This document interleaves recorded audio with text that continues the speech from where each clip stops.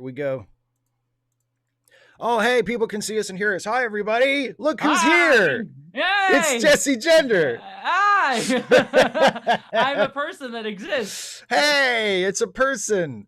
I noticed people earlier in the chat were saying, someone was saying something like, "Oh man, uh, I really need this." And I thought, and I was gonna reply and just say something mean, but I didn't. I was gonna say something like, "Boy, wait till they find out how much we hate each other Oh now." yeah, I despise you. Like, Like this is oh, like, just yeah. like I just want to duke this it out is right now. yeah, this is gonna be nothing but a fight for as however long this lasts. Um, Mm. no, of course, I wanted to have you on to talk with you just because it's cool to hang out with you, but also, um, as I think most people know, we just had a Star Trek. We did a Star Trek, or There I was a guess we star. There passively. was yes. Yeah, no. There was A Star Trek happened at us. a Star Trek happened recently. The first season. Now we know, unfortunately, the first of only two seasons, but the first season of Starfleet Academy has come and gone. And I knew I wanted to have you on to talk about it because we've done live streams in the past couple of years about whatever the most recent Star Trek thing was, and I thought it would be fun to do that again. And also, just in the last couple of days, As we were happened. as we were talking, before we went live, Andy Weir had to open his fucking mouth. And then give his shit opinions on Star Trek. Well, yeah, and it's like, I mean, I don't want. We don't have. We can come back to that, but I mean, sure, like, it's like, okay, he goes on the Critical Drinker show. That's disappointing, but like, whatever. I mean, I figure like, well, he's going to talk about his book. He's going to talk about the movie, the Project Hail Mary movie, and that's what and then like he sideswipe. He has to drag Star Trek into it and be like, yeah, and I hate those new Star Trek shows, except for two of them. Just two, yeah. Which and then literally has to write an apology. That was the thing for me. Is like I was telling you this before we went live. Is just last week when we went on Critical Drinker Show, I was like, oh, I just noted it as like, oh, maybe I'll do a video on this just to talk about it, see if there's anything there, because I just make those notes. And then it just kept rolling to the point where I'm like, oh, I guess he's writing an apology letter to Alex Kurtzman of all never on my bingo card could that have been a thing that I would have thought would happen. Yeah, and I think you mentioned in your video that you put up about it, like he apologizes to a guy who might be in a position to greenlight one of his projects, like, or he's like, oh, he apologized to the guy who's in the business, so he's like, maybe I shouldn't piss him off because even if we don't know what Kurtzman's future with Star Trek is, his contract apparently runs out this year, and we don't know if he's going to stay on after that. But even if he's done with Star Trek, he's going to go on to do something. He's got a pretty good resume, so like he's not the kind of person that you want to piss off.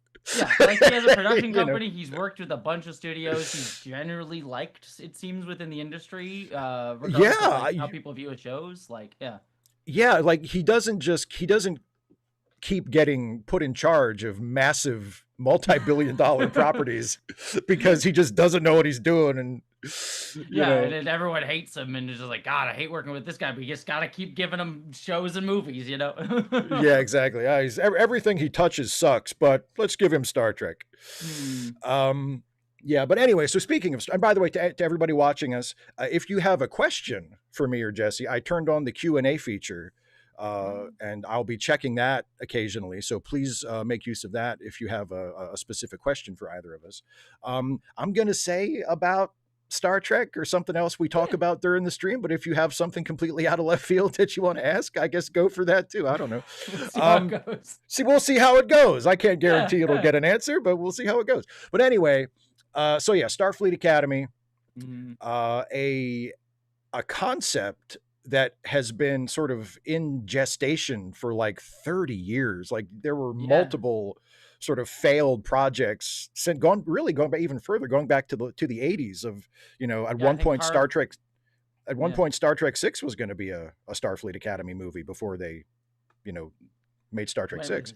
Harv Bennett was like one of the crushing defeats of Harv Bennett's whole career. He's like, I just really want to do a Starfleet Academy show. And they're like, no, we're doing 6, and he was like, "Oh, I'm sad now."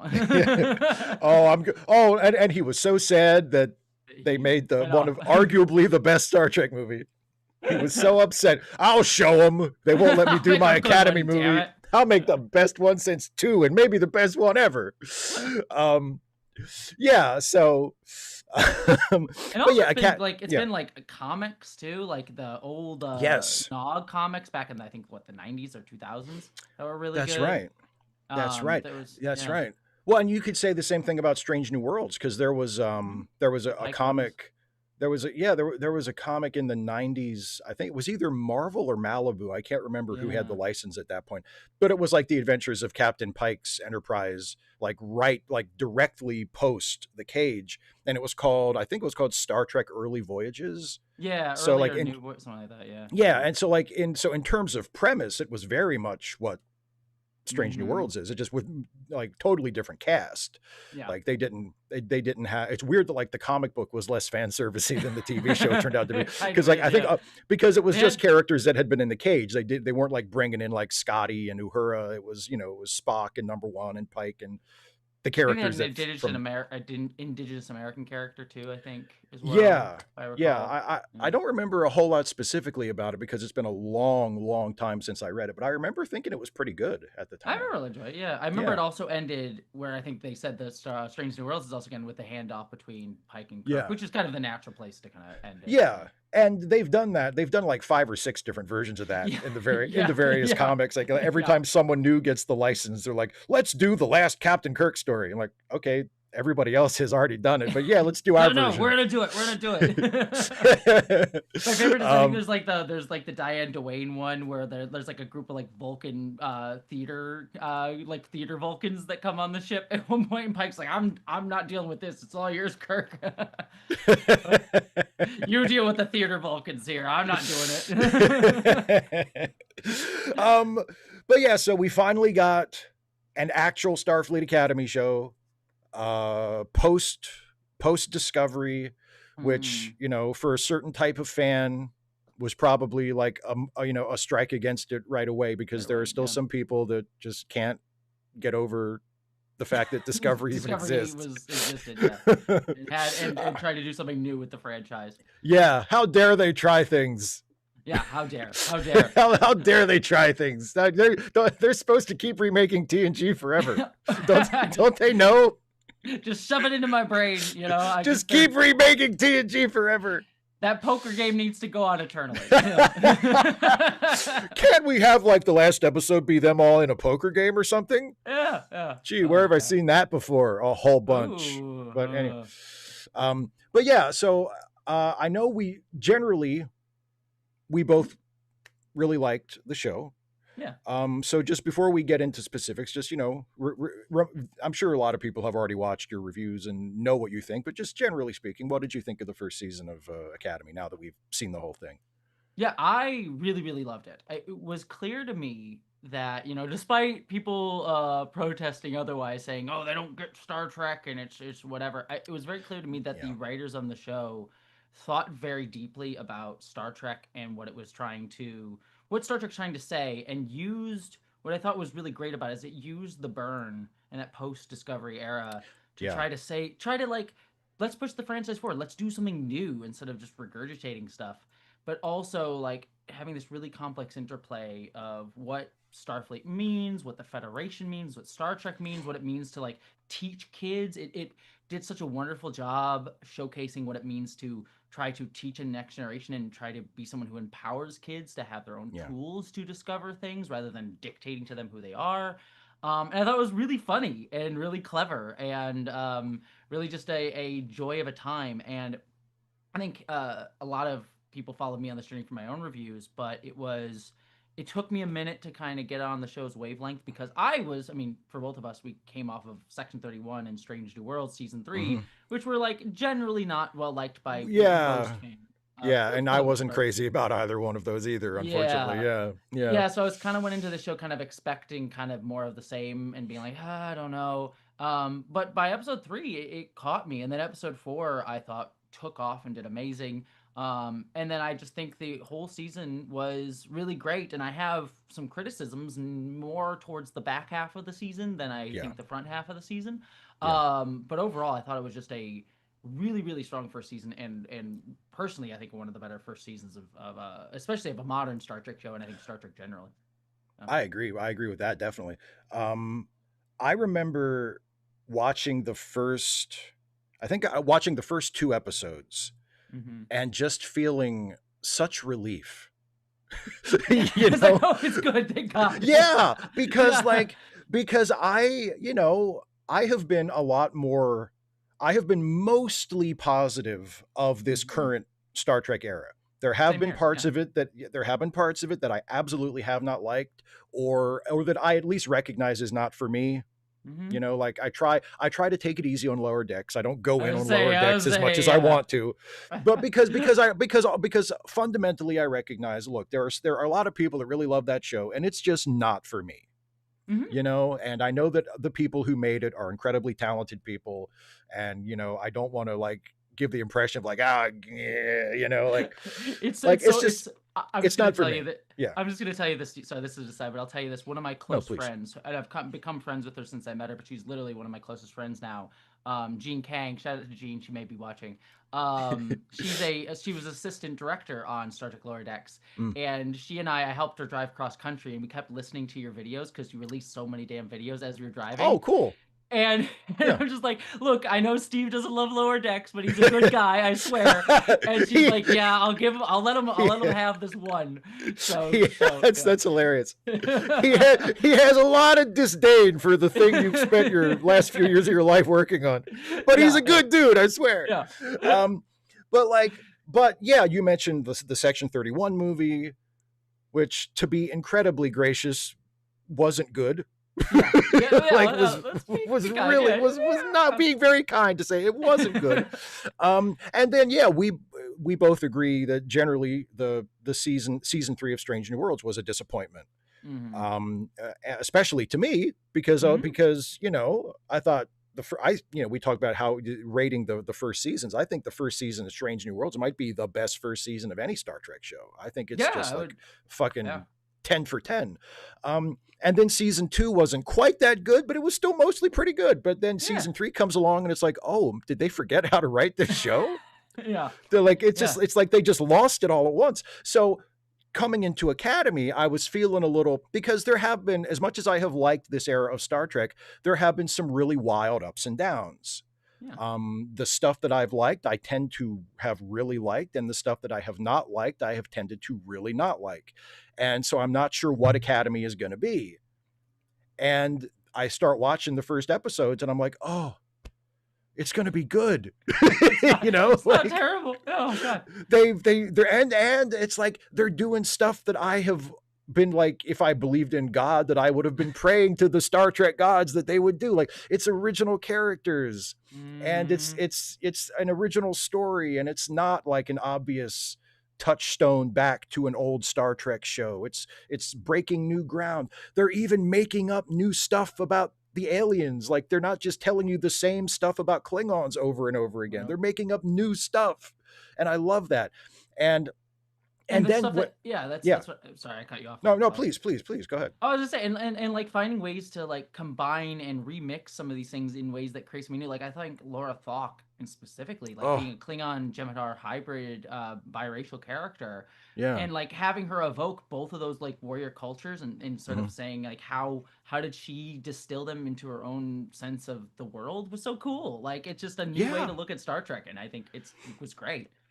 And that segues into what I was going to say, which is because you mentioned how funny it is. Yeah. Oh yeah. And that character, Laura Thok, is so funny Yeah. in a way that I was not prepared for at all.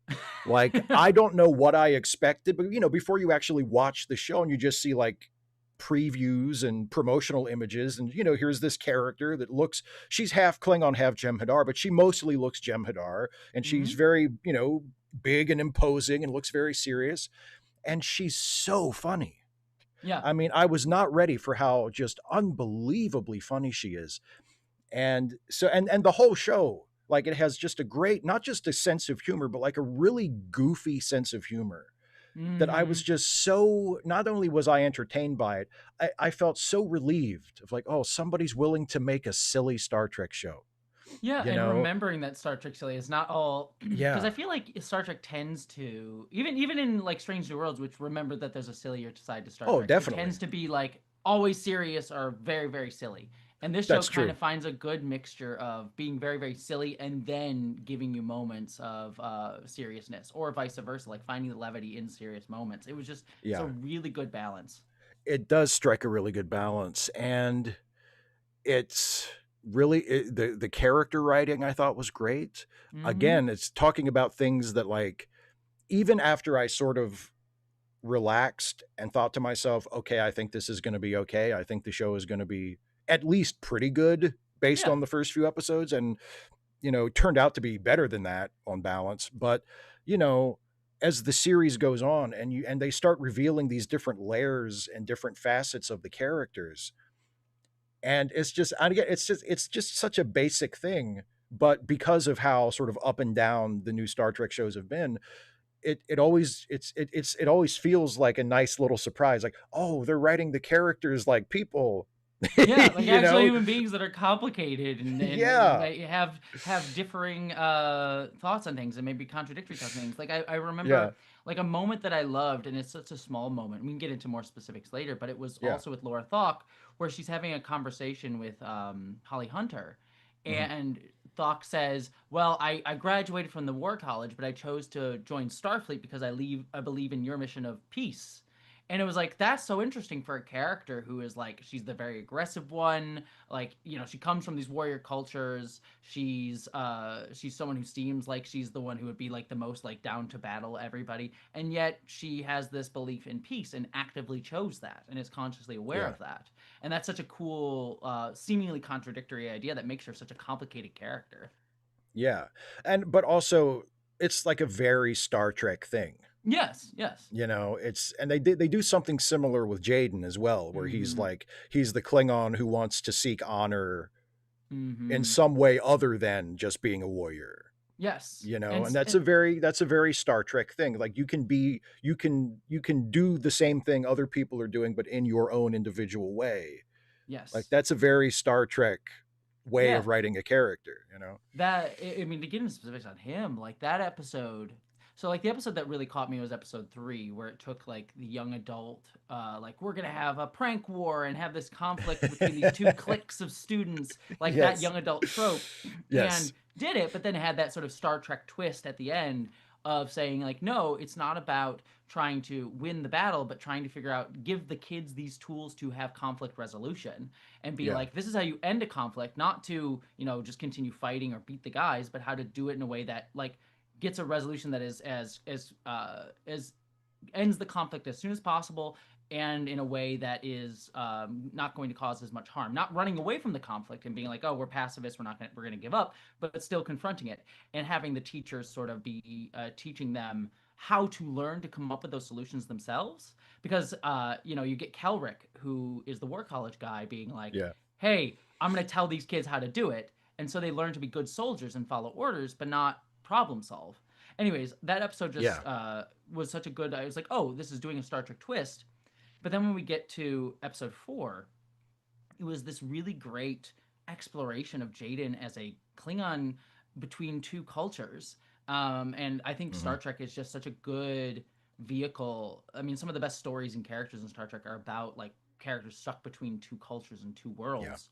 And Yeah. trying to find themselves in all of that. Like Spock is that, Cisco is that. Like every character, there's so many characters I can name in so Sure. many ways. Step of Nine, and what I loved about that episode was it managed to have this very complicated conversation around um, how do you be authentic to your own culture when your culture marginalizes you, but Yeah. also how you don't want to try to homogenize a culture and force a culture to exist. It's sort of like he's a Klingon who is ostracized by his parents to because of the way he viewed his own sense of self that was different than the sort of warrior ethos that Yeah. this diaspora culture had sort of been growingly more fundamentalist about.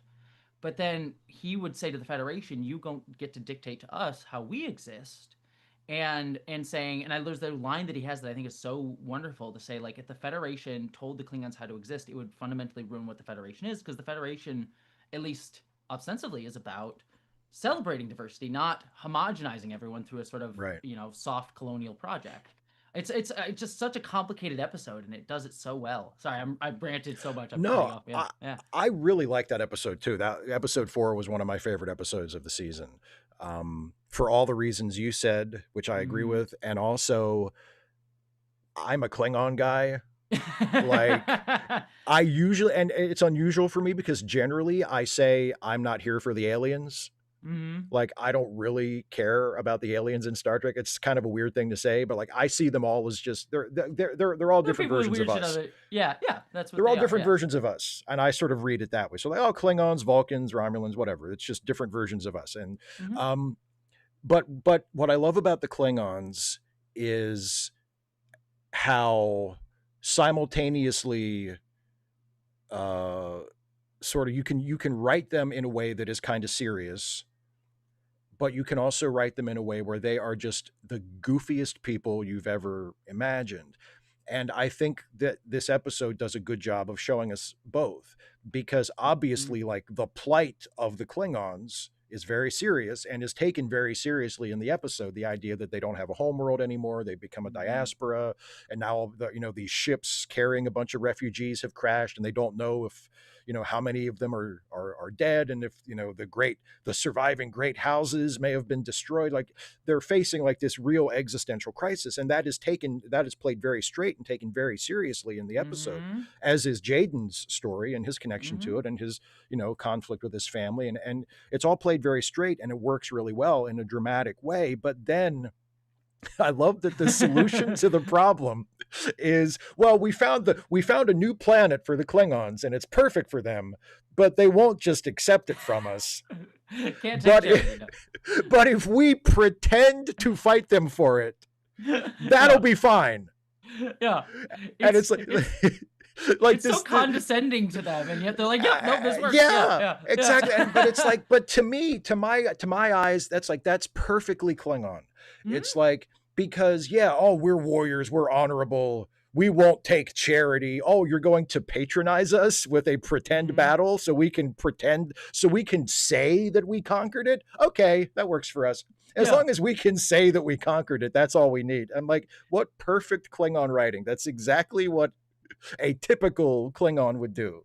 It You reminds know? me so much of, like, Worf's whole journey with, like, him being like, "Oh, I'm gonna be this sort of strong Klingon warrior, like, that I imagine that culture is." And then he meets actual Klingons, and they're like, "Oh, you're just performative little assholes sometimes. Like, you just care Yeah, more about the, like, performance of honor rather than exactly. actual honor." And it fits so well. It's really good, Mo yeah. Most of us don't really care about the honor stuff, or if we just say that. Mhm. It's Mhm. just like a thing we do. You're way more into it than most of us are. Yeah, I also Yeah. love the one Klingon guy that has such sexual tension with Ake. Is Oh, like he's so good. you know they want to bone so badly. He's so good. I loved the sexual tension between them and the sort of history between them, Mhm. and I loved that he reminded me of a Star Trek 6 Klingon. Yes, very much so. And Yes. those are some of my favorite Klingons because they are like modern versions of classic Trek Klingons. Mhm. Because TNG and the other movies to a certain extent introduced kind of like the spacefaring caveman Klingons, Yes, where yeah, they're the like like they're big very and they're brassy and loud and mhm. it's like, how'd these people ever invent space flight, like, if they're always just killing each other and finding excuses to make war? But which again is a contradiction that I think is part of Interesting, why yeah. it works, because Yeah. it's ludicrous, and that's part of why it works. But the Klingons in Star Trek 6 are very sophisticated, and it's like, yeah, there's the dinner scene where they're like eating like pigs, and the human characters are like, did you see the way they ate? Terrible Mhm. table manners. um but they're also very sophisticated, like, Chancellor Gorkon is very educated, statesman-like Articulate, person, yeah, and yeah. yeah, and General Chang's like quoting Shakespeare, and he's a very sophisticated guy, but they're still Klingons, and I like that. And I think his name was Obek, the guy from Yes, episode yeah, 4. yes. He very much felt of a piece with that kind of Klingon, where he's like, yeah, he's a Yeah. Klingon, and he'll cut your head off if he has to, Yeah, very But, you know, core was yeah. Errand of Mercy, right? Am Core, I oh, thinking? Yeah. Core, yeah, Yeah, yeah, yeah, yeah. The yeah. original Very similar. Klingon, the Ford who Yeah. set the template, yeah. Yeah, no, very similar in that vibe Yeah. of like very able to like sit down and be sort of talk statecraft and ideology with Kirk. And Yeah. yeah, yeah. Yeah. So Yeah. So yeah, episode 4 was good. we should probably get to Um, episode 5, which I think let's talk everyone about, because since we're talking about, oh, and I also wanted to know, I think was also in episode 3. I loved the game. I loved the yes, Calica. I thought that was fantastic it was really funny. I because it's, loved. yeah. No, sorry, I was gonna Well, say the thing that you said. because it's just so ridiculously brutal. It's like, Yes. here's a game where you're gonna, okay, you're and but it also has that little element of absurdity where it's like, okay, it's basically simulated combat where you're going to be shooting each other with phasers and, you know, pretending to kill each other, but also there's a mascot. Yeah, and like you have to little salamander. and you have to the mascot's basically like the goalie, and you have to get past the mascot to score points. And I'm like, this is just so perfectly ridiculous. Yeah, I Yeah, loved that so, so and I loved your point that it was something new, right? Yes. That it was like it was something created for this show, that it wasn't just like referencing, you know, whatever the tennis thing was that O'Brien and Bashir Yeah, played or at the like time. Parisi squares, the sport they were Yeah. always playing in TNG that you never actually Yeah. saw. Yeah. Yeah. So no, I really, really enjoyed that. And again, it had that mixture of like new and old, because you still got the Mugato, and so there's like these references There to were sort of references, places, yeah, but it yeah. wasn't overriding it. Sorry. Yeah. They were proper Easter eggs. Mm-hmm. You know, it's Yes. like, if you Yes. remember, like, oh, that's like that thing from that was in that the thing that Data was talking to in the cage in you know, Yeah. when he was in part of that guy's collection. That's But one of those. but And it there's the never was. Mugato. Yeah. It wasn't, but it never was like a stop and look at that Easter egg moment either. Exactly. It was like you got in Picard season 3 where they went to the Easter egg space station. And They went to they went to the Cannon Museum and were like, look at this, here's Moriarty for no reason at all whatsoever. Yeah. Remember him? Yeah. And not even like the interesting Moriarty who was like trapped in the hologram and would have had an interesting perspective. He's like, no, it's just the same one. He just looks like the guy. It just looks like him. Yeah. Yeah. Oh, yeah. okay. So it's Sure. it's just a one-dimensional reference. Like, we're not even bringing like a character back to see what he's been up to. Like, no, just remember this? We got Daniel Davis to guest star. He's like 80. I remember Terry Matalas talking about that, being like, yeah, I fought with the studio to like, we have to bring him back, and I like flew him out from the UK to be in the show, and I'm like, for this, like, this is all what you did all that for. You like, fought for this. What did you not fight for that you maybe should have? Like, yeah. But anyway, speaking of Easter eggs. Yes. Let's talk about episode 5, which I know is the one you said there's another thing we disagree about, but this is the one thing I know we disagree about on this season, episode 5. Yes, this is the big disagreement. I have one other one that episode that I have a slightly different opinion. You're not ridiculously so, but anyways, this is the big one. I think I even saw one of the comments I was looking. Someone said, "When's the Deep Space Nine Duke out gonna happen? When is their friendship going to end over an episode of Star Trek?" All right, I'm gonna getting ready to exit out in anger. It'll be good. You're gonna rage quit. Yeah, I'm out. God damn it! I'll go on the Critical Drinkers show and be like, Steve Shives, he's shit. That would be perfect. I drive you to turn heel on the entire fan community. Yeah, exactly. It'd be great. Yeah. No, I mean, I know, and I knew as soon as I watched the episode, I knew I'm going to be in the minority on this, and I'm fine. I don't think you're that minority. I think there's a few people who agree with you. I've gotten comments on my videos where I've talked about it from people who agree with me, but I know my impression of the response is that I am in the minority. That most people, and I'm talking most people who actually watched it. Yeah. Because there's always the people who are like, this show sucks, and they didn't even watch it. There's woke nonsense, and there's how dare a Klingon have a skirt? No. Yeah. Or what was a thing about this episode specifically, about episode 5? I saw someone complained about Tawny Newsome being revealed to be playing like a future version of Dax. Yeah. which I did not care for, but not for this reason. Yeah. They said, but they were like, what? How old is that Dax symbiote? Yeah. And I'm like, you found the dumbest thing to have a problem with in the episode.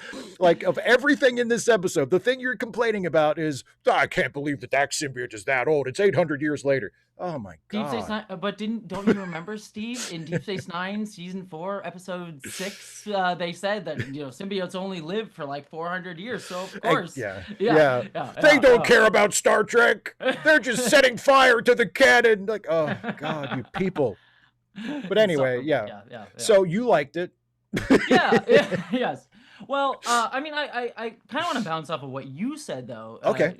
because and I want to sort of, I mean, people have, this is your channel, so I know most of the people here probably already know your thoughts on it, but uh, kind of toss it to you, like, and feel free to correct me, but I know Yeah. your big issue with it. It's something that I understand completely, and I usually agree with you on 90% of the time, which is that it's referencing nostalgia, that it's like, oh, we're taking an episode of Starfleet Yeah. Academy and making it about another show and focusing Yes. on another show and having this whole thing about like we're gonna explore what Cisco's ending on this show and not making it about Starfleet Academy.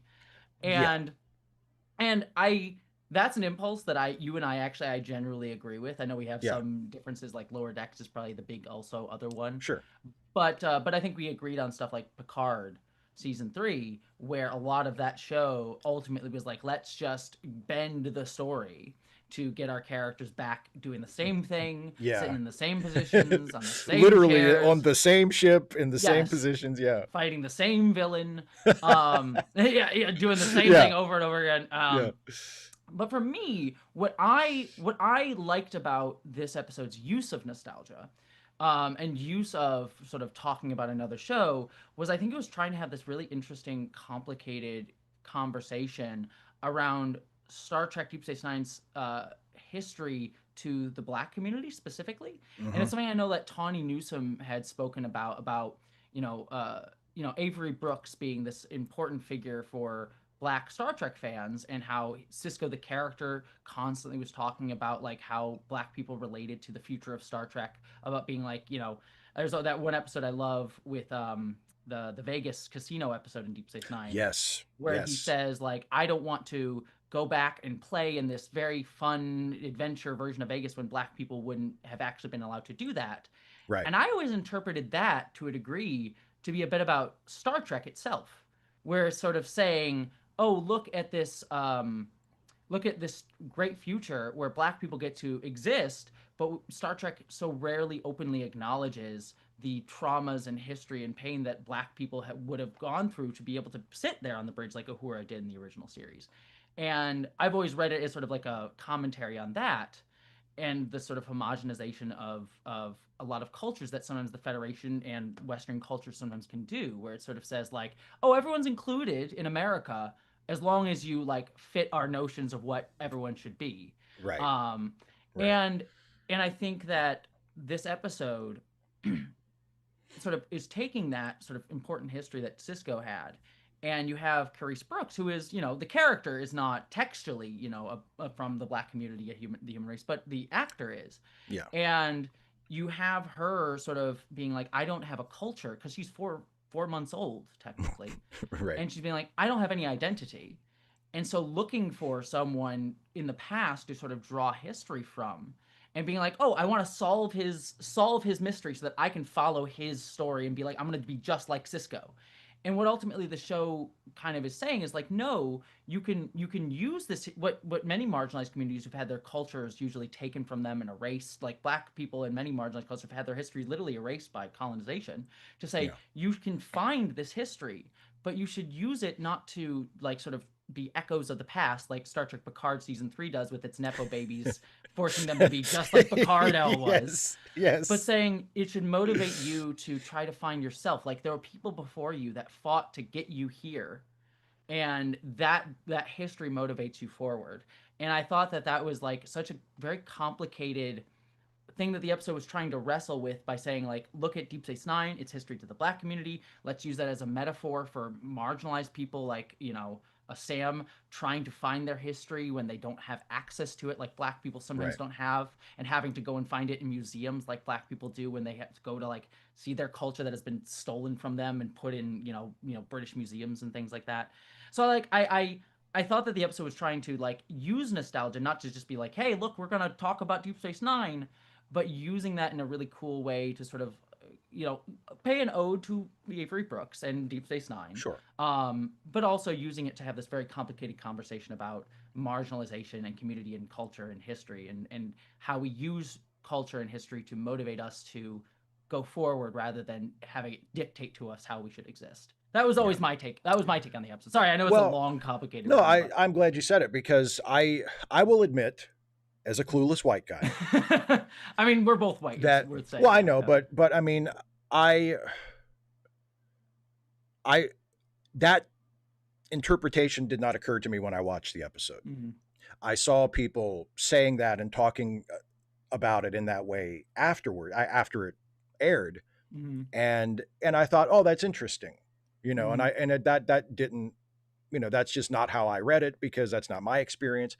I'm, Deep Space Nine is my favorite Star Trek show, but I'm saying that as a white person, and Avery Brooks, Ben Sisko is my favorite captain, maybe my favorite character in the entire series, in the entire franchise. But I'm saying that as a white person. I don't have the same connection to him that a Black person would have. Mm-hmm. And so I recognize that and I accept that. So, all I can say, and I respect that, if a person watches that episode and sees it that way, the way you're describing it, or the way some of the Black commentators I read talk about it, describe it, I think that's completely valid, and I respect that.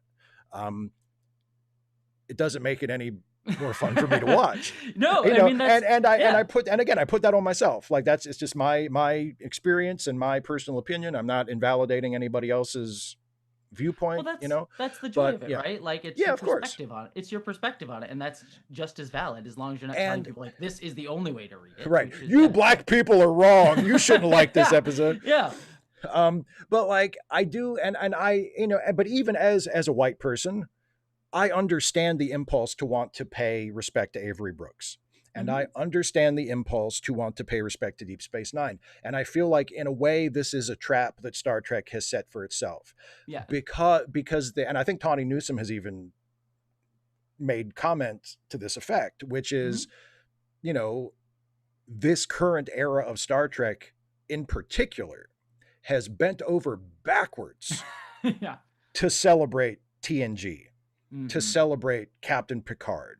And even to a lesser extent, but still, like, to celebrate Captain Janeway, because she was a character on Prodigy.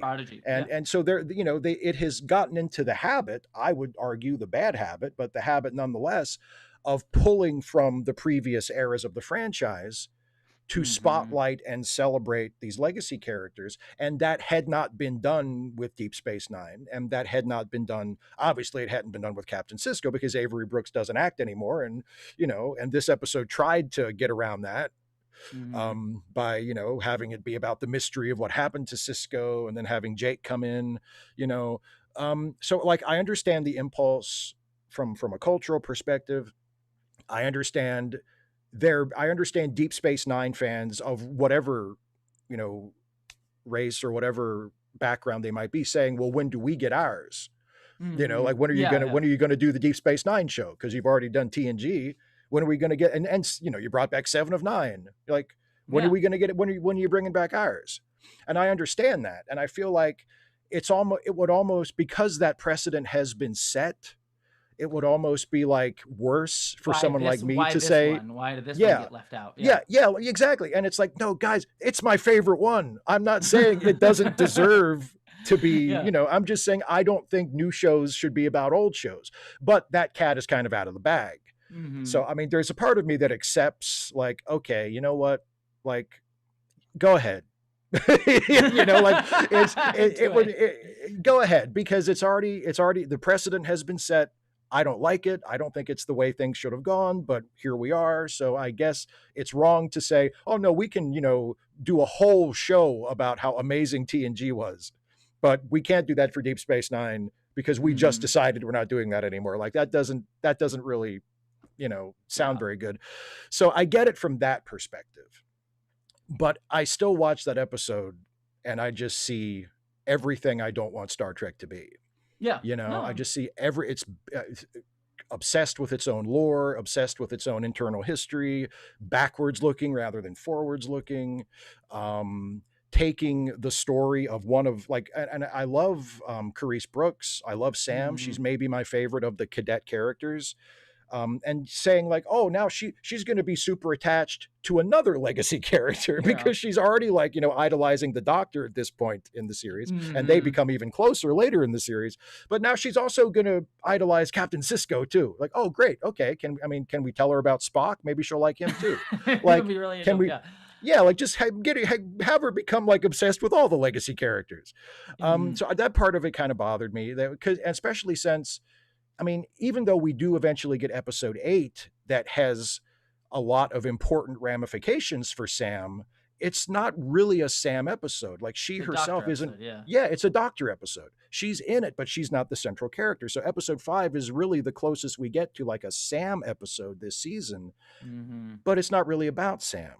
It is connection to another show. Yeah, and that part. So all of that kind of mixes together, and I'm just like, oh, can we find another way to do this? Like, can we? Yeah. But again, like, I love Tawny Newsome. I'm a huge fan of hers. I think she's a fantastic performer. I think she's a fantastic writer.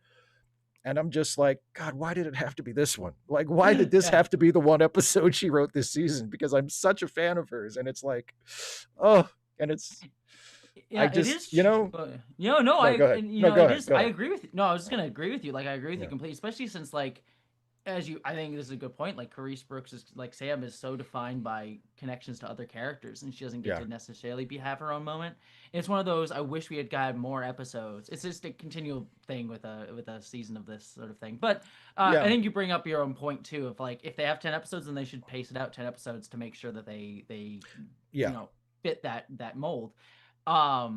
And so, I think you're correct in that Sam doesn't necessarily get as much of her own space to breathe on her own terms. And also, kind of jumping off what you said too, what I like about art too is that we can only come at it from our own perspectives. And even everything that I was saying about like the Black community, it's not my experience either. It's stuff that I was hearing from like listening to Tawny and other folks. And even for me, what I relate to in the episode as like a trans person is her relationship to her makers, who are like, here's the expectation of who I want you to be. And then she's saying, no, I'm going to be myself, please. And that feels very, something very much that a lot of trans people will relate to, and any kid will relate to if they have an overbearing parent. But trans you're rebelling against your parent. Yeah, exactly. Well, and I think in my video, I like the parts of the episode that I liked the most were the parts like that, were the parts where it felt like it was actually about Sam. I wish that it had not been tied so closely to, let's solve the mystery of what happened to Captain Sisko. I wish that they had found a way to tell a story about Sam figuring out who she is and sort of, like declaring her independence from her makers. Like, I wish they had found a way to get to that point in a different way. And also, as I think I said in my video, I love the Mork and Mindy reference. I love the fact that when she speaks to her makers, it's like Mork calling Orson, where he's, which I had no concern. I missed that completely. I had no idea. I don't know if that was a conscious reference or not, but that was immediately the first thing I thought. And I thought, oh, they're referencing something other than Star Trek. Ka-ching. But go ahead. Oh no, because I like it too when they reference other things, especially like episode 8 with the Our Town. Oh, stuff. the Our Town stuff. Our Town. I love that. Because it brings more things in. It's a thing that I really love about Andor. If I know you weren't the biggest fan of Andor either. But parts of it I thought were absolutely brilliant.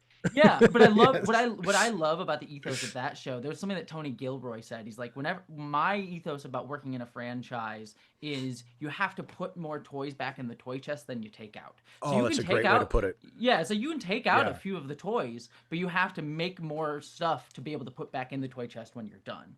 And I thought that was so good, and why I loved that show, creating a lot more stuff other than outside of just the stuff that it was referencing, and also like referencing things outside of Star Wars, like specific history of like the French French resistance and things Yeah. like that should then Yeah. add more meaning to it, rather than being like, oh well, this group is just like the group from Star Wars Episode 4, and it Right. just becomes a very insular sort of thing. Exactly. So Look, it's Luke Skywalker. Like, yeah, again, yeah. again, why does he Yeah. keep showing up in these shows that aren't about him?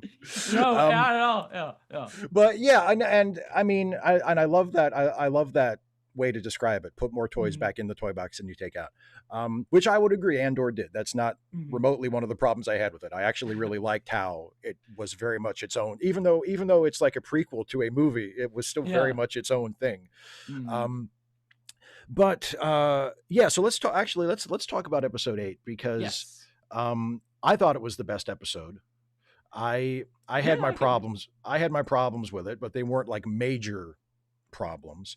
Um, and I know it's kind of ironic for me to say it's the best episode when it's the Doctor episode, and he's like the most prominent legacy character in the show. But You're a you know what? hypocrite, Steve. You're a hypocrite. Yeah. No, you know what? I give it up. I give it up when I feel like Mhm. it's earned. I give it up. Mhm. I don't say, well, I would say it was the best, but it's about a legacy character and I am ideologically opposed. So you're like, no, I have to Yeah. admit, I thought it was the best episode. But I wanted to bring it up because you mentioned, the critique that a lot of people have of these newer shows, which is that there aren't enough episodes. Yes.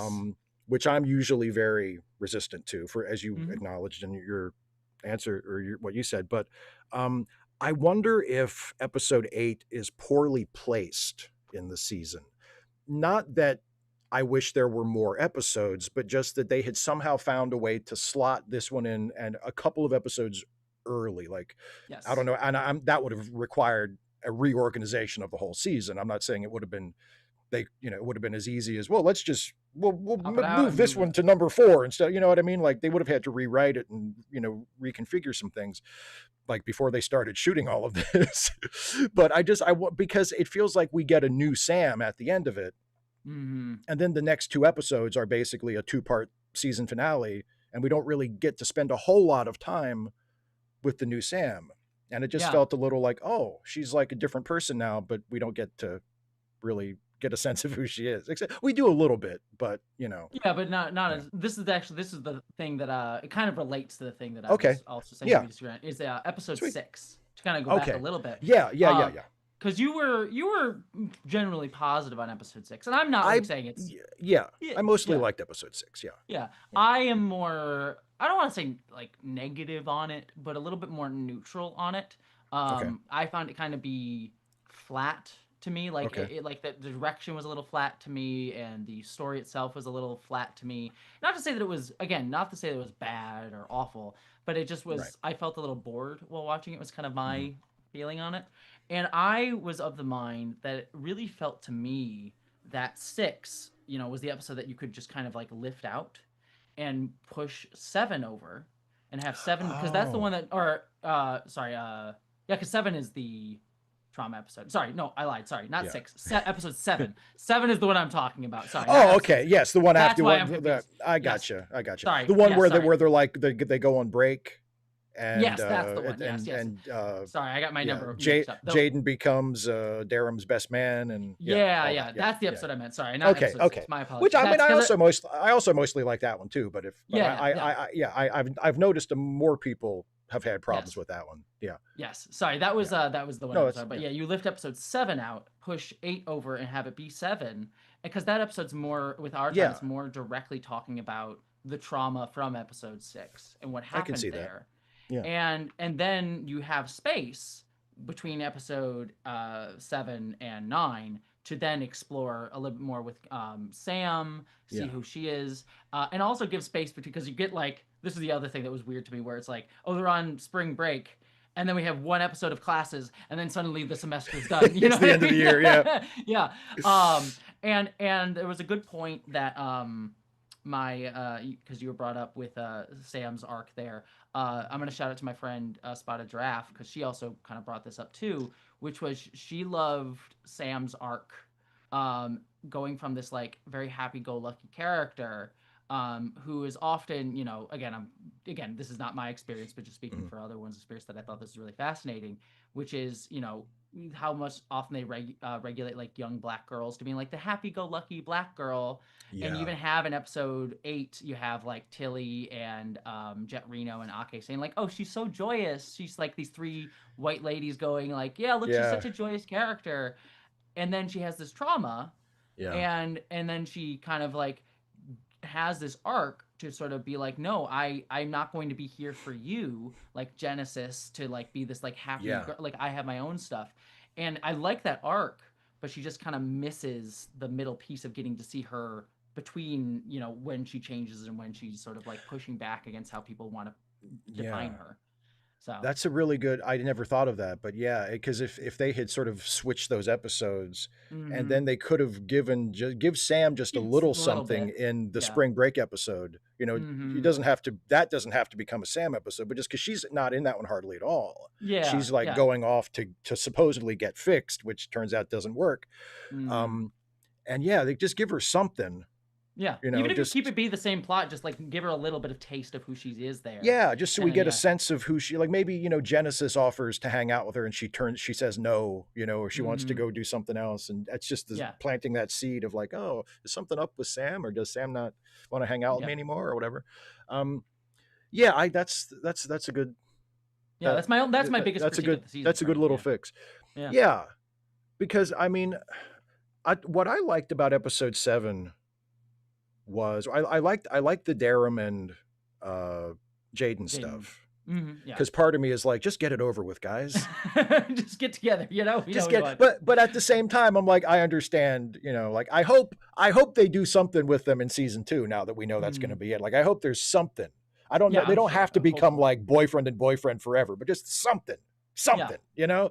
Acknowledge the tension that we all know. Yeah, you know, a one night stand, a kiss, something, you know, or not that, but have them say like, this isn't going to happen, or whatever, you know, like have them have a fight. I don't know, but something, you know, break the tension, please. It's killing me. But no, but I like that stuff. I like the sort of full circle moment with Jaden's best man speech, where because early in episode 4, it's like he's so nervous about public speaking he can hardly breathe, and then he gives this speech that completely fucks up Darum's life, but in a good way, because he gets to go back to the academy. I like that, and I liked the Caleb and Genesis stuff. Because I like the sort of juggling act that the writers do with the characters, where they have like multiple will they or won't they things going on at the same time, where like Caleb and Terima are a thing, but there's also kind of this thing happening over here with Caleb and Genesis, and you know, and it's not as prominent as the thing with Caleb and Terima, but it's there and you notice it, and there's like a thing when they interact with each other, and I like that. Like it feels very teenager. You know, it feels very age appropriate for the characters. And also it's just interesting. Like just as a guy who watches the show, it's just interesting to see these little tensions between them and these little, you know, teases of possibility. Like what's going to happen? Are these guys going to get together? Is there going to be like a love triangle? Is he going to cheat on Terima with her? Or is he going to try to? And then she's going to like be like, no, you can't do that. Me and Terima are friends now, or whatever. Like whatever is going to, I like, you know, creating that sort of, you know, that soup of possibility between the characters. I mean, it's not so, I like that it's not so melodramatic like Twilight, where you have like, is she gonna get with you know the werewolf or the vampire? It's there, but it's not so over the top, you know. So I need, before we go any further, because we're talking about Jaden and Darum, and I have caught some resistance to this from people who watch my videos. What is your opinion on Kyle? Oh, I like Kyle. He's a sweet little boy. Yeah. That's what everybody thinks. That's what everybody thinks. He's a sweet. Someone said, "Oh, he's a basic boy." I like. He's fine. Yeah. I cannot wait for them to do whatever they're going to do to Kyle. I mean, I'm not saying they have to, like, you know, kill him or anything. I would prefer not they don't, because they already almost did that. They played with that a little bit in episode That's true. That's true. And also it'd be a bury your gaze sort of thing too. Yeah, that's what I mentioned that in my video. I was like, is it bury your gaze if you're killing off the gay character so the other gay character can get with yet another gay character? And I'm like, yeah, maybe it's not. I shouldn't be making this call, but like, but yeah, and it's not, I mean, I don't like hate him. I don't think he's a terrible character, but it's like he's the obstacle.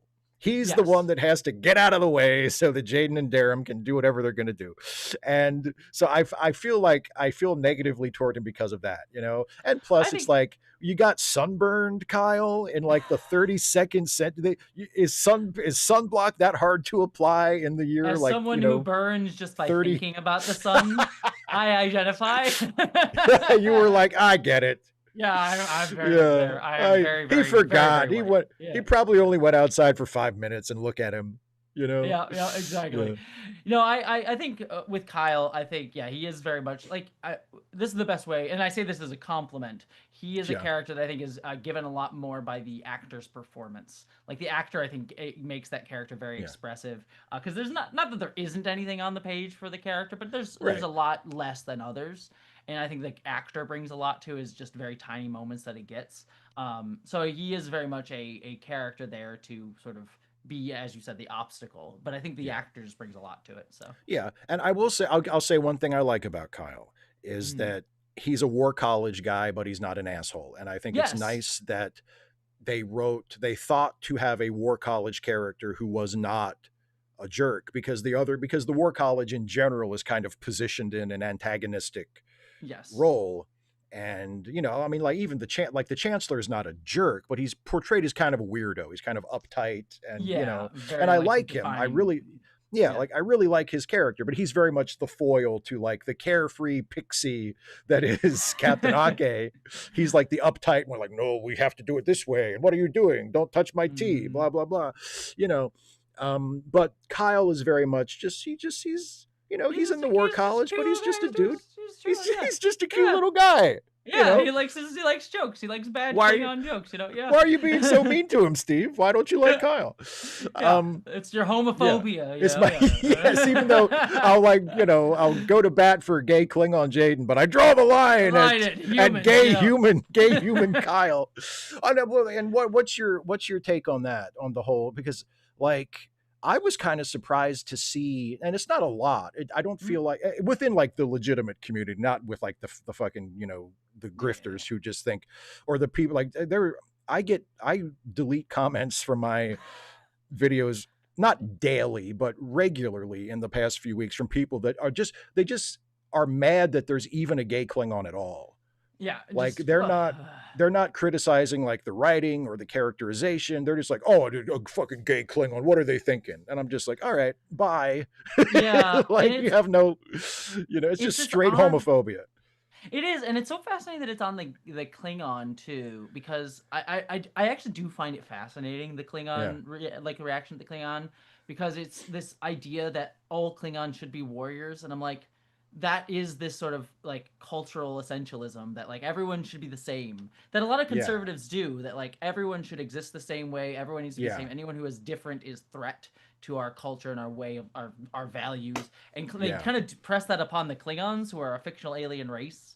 Um, yeah, yeah, and so it's this odd thing with like the hyperfixation on the Klingon like character, who, like they should all be masculine warriors. I'm like, have you seen the Klingons? They're some of the most performative theater kids I've exactly. ever seen in my life, as we were talking about Well, earlier.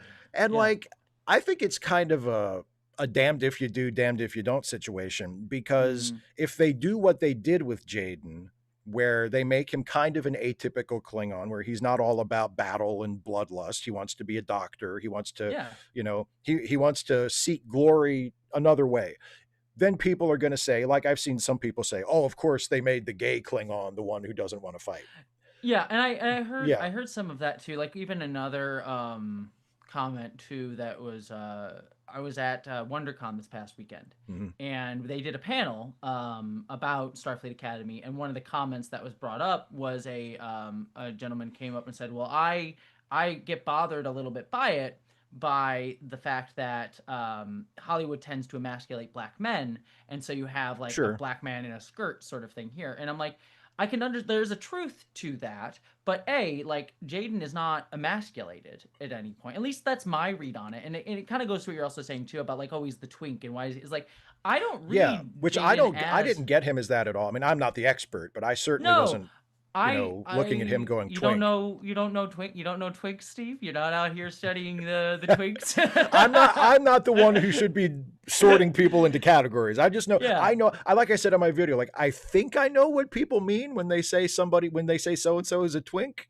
I'm not getting that from Jaden at all. No, I think it's the implicit, I think, assumption in our culture that like being gay is inherently emasculizing, which is not true, but there's an element of homophobia that then mixes in with like racial elements too, and like there's a long, complicated conversation. But my read on Jaden is he's like, yes, he is the one who is seeking to be a doctor and defining his culture in a different way, but that's also a queer experience for many people. About like queer people, are people who are ostracized by our communities, and yet we seek to be involved in communities, but as ourselves, and not being told how to exist, but still being informed by our cultures that we come from. And Jaden, again, it was the whole thing in episode 4 where it was like, I am ostracized from my culture as a Klingon who wants to seek to be a doctor, and yet I still value Klingon culture, even if Klingon culture does not necessarily value me. Yeah. And I kind of saw it through that lens, and I just never saw him as emasculizing. Even the skirt thing, like the way they modeled the skirt is kind of more after a kilt, which is which is very non-gendered or less gendered than like a more feminine skirt would be. So people can have their own read on it, but I didn't necessarily read him as emasculized. Neither did I. Like there was no scene where he's just like, oh, look at him being he's the gay Klingon. It's look at how effeminate he is. You know what I mean? There's no scene like that.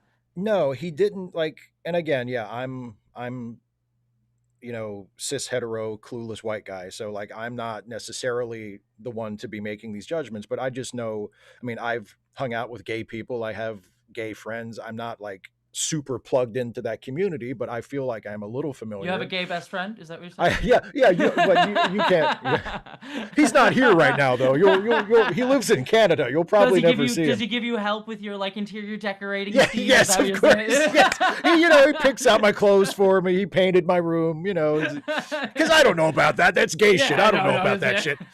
But no, but like, he doesn't read as like stereotypically gay to me at all. But at the same time, I know that if they had gone the other way with him and they had made him like super stereotypical Klingon guy, that would have been a problem too, because it's like, oh, he's gay, but he's exactly like every other Klingon. Yes. And then you could critique it from that side, Yeah. And I feel like they were kind of in a no-win situation there, as far as, especially because he's the first like openly gay Klingon character.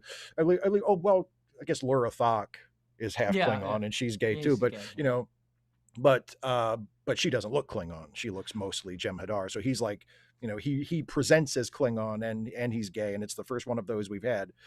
And they were kind of in a no-win situation. Like somebody was going to say, why'd they have to do it that way? And they had to pick something, One of the things I like best about modern Star Trek, like under Alex Kurtzman, since Discovery, is how they managed to be very sensitive to the specific cultures that they're depicting and groups that they're depicting, and be aware of the meaning of different elements of Star Trek within the franchise to different communities, and not letting those communities be defined by the same tropes that we have in our own culture. Yet also still recognizing the importance of certain elements to it. So we talked earlier about like Cisco and the Black community, but you have also in Discovery, you had Gray being a trans character who is also a Trill, which is recognizing the importance of Dax as a Jadzia Dax specifically, and the Trill overall, to the trans community, because that's been a very long-standing thing of people relating to Trill in the trans community. And yet the character of Gray, while he is a trans man and is also a Trill, he's not defined by his transness, and yet his story at the same time metaphorically evokes transness, where he's sort of like having to choose his own body and having to like transition into a new like synth body sort of thing. So like there's that element of it there, even if it's not being like, this is we're gonna be on the nose about transness. And the same thing's happening here with Jaden, where it's like his gayness textually within the in Watsonian sense Yeah. is never an issue for anyone in the show, No. and yet his arc as a character reflects very queer themes, even if it's not directly about him being gay. And so I think that that's such a really one of the best things I think about modern Star Trek, where it's like, okay, we're gonna have a storyline that's going to talk about these ideas. Let's cast someone from that group to Yeah. represent them, but we won't ever make that like actually like within the text what we're talking about exactly. Yet we're still gonna have a character represent that. Because in older Star Trek, you would get like, you know, in the famous like half white, half black episode, which is very clearly about racism, you have two white actors playing that role. You know what I mean? Yes. So yeah, and it's like, oh, we'll have a metaphor about racial issues, but we won't let black people actually get to talk about that role. You know what I mean? Right, right. We'll cast black people in the show, but they won't have very Yeah, important roles in yeah. in the racism story. Yeah. Yeah, well, and like I really appreciated that too, especially about Academy. I loved the way that with Jaden and his being gay, and also with Darum being bisexual, apparently, unless Yeah. there's another term we I think could the apply actor to has him. said that's how he's That at least interpreted it. he's Yeah, reading yeah. it as bi specifically, but you just kind of figure it out. Like there's not like a big scene where like they don't do like the Will from Stranger Things coming out scene I'm with gay. Jaden. Like, I have something to tell you guys, and it's really important, and I just need you to know. Like, and then like 30 minutes later, it's like, oh, he's Yeah, they gay. get to it. Which I don't. I mean, I don't want to be too hard on that. So I understand why they did it the way they did it, but Yeah. like I remember sitting there watching it, going, "Whoa, just I have dude. something to tell you. I'll definitely say it in about 5 minutes. But let me just tell you this other element. Exactly. Just keeps Like, all right. I know you're making these episodes run a little long, but this is getting kind of ridiculous. But no, but with Jaden, it was just like they were at, you know, they're at like he's like, is he flirting with Kyle or is Kyle flirting with him? And then like they're at the bar in episode 5, I'm like, oh, he's gay. Okay. And you just kind of get it. It just kind of occurs to you through it's show, don't tell. You know, and I think with Darum, there's like that scene where they're in the locker room and he just kind of casually mentions that he's had affairs with, you know, a guy and a girl like that he knew on his home world or something. And it's just like, oh, okay. It's just now I know. It's just very nonchalant. And I really like the way they handled that. And I like, and again, I think they yeah. just like, it's just so, I think there's just a thoughtfulness to it. Like there's this is a small scene I'm writing about. I'm writing my own review of Starfleet Academy, and this is just a small scene that I really, really loved. I think it's in episode 5 actually, where you have the War College and Starfleet Academy. They literally put a line down the middle of the academy saying, "You can't, can't cross this line." Yeah. And it's like Darum and the War College, they're like arguing each other, like you can't do it, and they're literally separating it into an us versus them sort of thing. And they look over, and it's Kyle and Jaden on one side of the line, not following the rules. Yes. And it's like, oh, it's the two gay characters, the ones who would be the ones who are like, I don't care about your binaries, I don't care about your separations. And then to add the piece on top of it, you have Jet Reno being the one to come in to pick it up. And say like, this is stupid. And she is also a queer character, a lesbian in real life, but she's older, and she would be less like, she would be the one who would be like, all right, let's just destroy your binary. Yeah, like, no, we're not doing this. Yeah, exactly. It's just like, again, there's like a thoughtfulness in the characters they choose to do those scenes with, which I thought was really smart. Yeah, so, and it kind of you know, and again, it's not a matter of, you know, people can like it or not like it, but you know, talking about the show in this, it really makes it kind of ridiculous when when people try to dismiss it as being poorly written. Yeah, it's not. Yeah. When it's like, look, maybe you can watch it and not be into it. That's fine. But like to just dismiss it as like, it's poorly written because there aren't enough like Romulan warbirds in it or whatever the fuck you think Star Trek is. Like that's just really, yeah. You know, okay. So oh, sorry. Well, go ahead. Please. I know you were transitioning anywhere. Sorry. I apologize. No, but go for it. I'll just put a cap on it. Like, yeah, it's just the thing with the show is like, it might not be to everyone's taste, and I think that's fair. Like you may not like Starfleet Academy, and you don't like the young adult stuff, the way they speak more modernistically, I guess would be the way to say it, with like young adult. Like that's all preference and taste, but I think to dismiss this, like I think people tend to dismiss as not for me, meaning bad. And I think I think that's what gets a lot of people. And they tend to do that, especially with franchises like this, where there's a bunch of there's other Star Trek that they like more. So this is wrong. You know, like one of the things I say to people is just please just watch it like any other TV show. Yeah. You know, exactly. just watch it like any other TV show. Or And I don't know if you that, don't like it, or like don't, any yeah, other TV show. yeah, exactly, or don't. But like, and I know it's a little bit of an it's an ideological difference between me and some Trekkies, because I know there are a lot of Trekkies who view the whole thing as one show. Mhm. Like they don't, they view like everything, it's all this, it's all the same show, and that's why they want everything to agree with everything. And they want it to be consistent, and they don't like changes, and they don't like, you know, inconsistencies in the canon and that stuff. And I just don't, I just don't see it that way. I see it Yeah. as, yeah, it's all under the same umbrella, it's all in the same fictional universe, but each show is its own thing. Mhm. And if the creators of this show want to do something a little different, that let them do it. It's their Yeah. show. But anyway, but I want to talk about the last few episodes of the season. But first, I did want to get to some of the questions we've got. Oh, Because yes, a let's bunch do of them that, are yeah. piled up. So we'll take some questions, then we'll talk about, I definitely want to talk about episode 8, because I really like that Yes. one. And then I know we have very similar thoughts about the end of the season, so I want to Yeah, cover yeah. that too. But anyway, let me see here. This is from Dembe, who says, had a note on lack of queer physical affection, but also overall sense of bare minimum being given to LGBTQ+. Seems especially wrong since the YA school drama genres are all about self-discovery. Thoughts? And this, I got, someone made this critique in one of my live streams recently, that even though there are queer characters, you don't see a lot of like physical affection from them. Yeah. Yeah, I think that that's true. I mean, the show itself is a little chaste. I mean, the only stuff we really get is between Tarima and Caleb.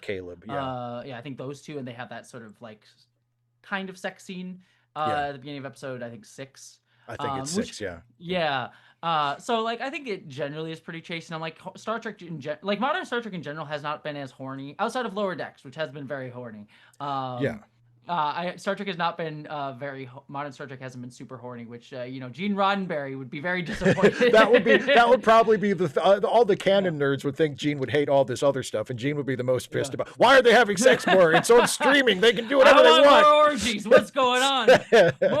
more Klingon boobs, you know. But yeah, I think that is not to say I don't disagree. I do think that is the case, and that is a problem with a lot of modern depictions of queerness, where it's like there's not a lot of physical affection when queer people are generally very physically affectionate, unless there's a reason where you're in danger, when you'd be in danger to be physically affectionate.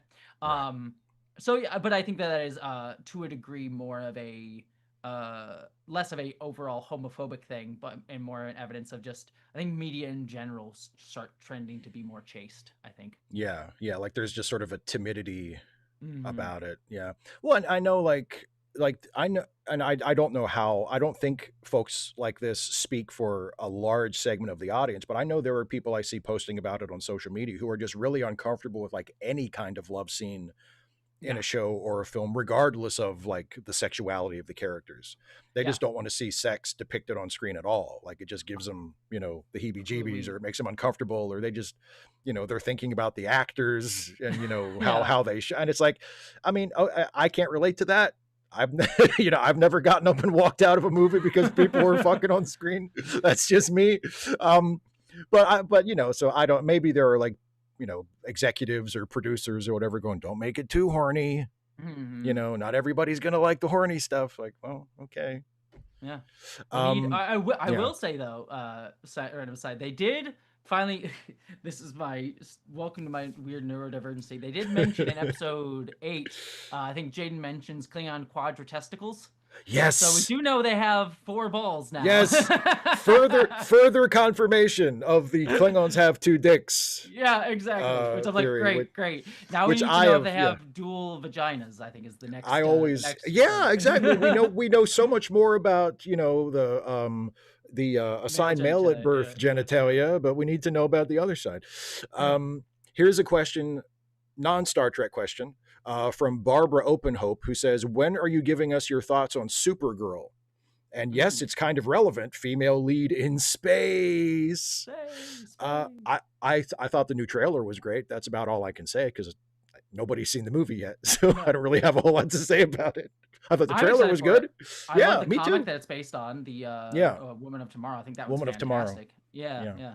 So I'm excited to see it. Is really what I can say. Yeah, me too. I'll probably see it, you know, no, Day of, yeah. yeah, day of, probably see it that Friday. Yeah. Yeah. Um, Yeah, yeah, you and I are the same mind. We both like the recent Superman movie quite a oh lot. yeah. Yeah, I'm I right there saw with it. you on that one. I saw it 6 times in the theater. I saw it 6 times, which is it's tied for second most for me. I Which saw it Superman 1 or no, I saw the first of movies I've seen how many times in the theater. okay, Yeah, because I've seen oh yeah, I don't can't even count how many times I've seen Superman 1. I mean, that's like gotcha, off gotcha. the charts. But no, because I saw Magnolia in the theater 6 times. Ah, So I've now seen Superman in the theater 6 times, and the only one I've seen more is Spider-Man 2, which also which good one to do. Yeah. well, yeah, oh man, and because they re-released it last year, I saw it last year during the re-release, so I've now seen it 8 times.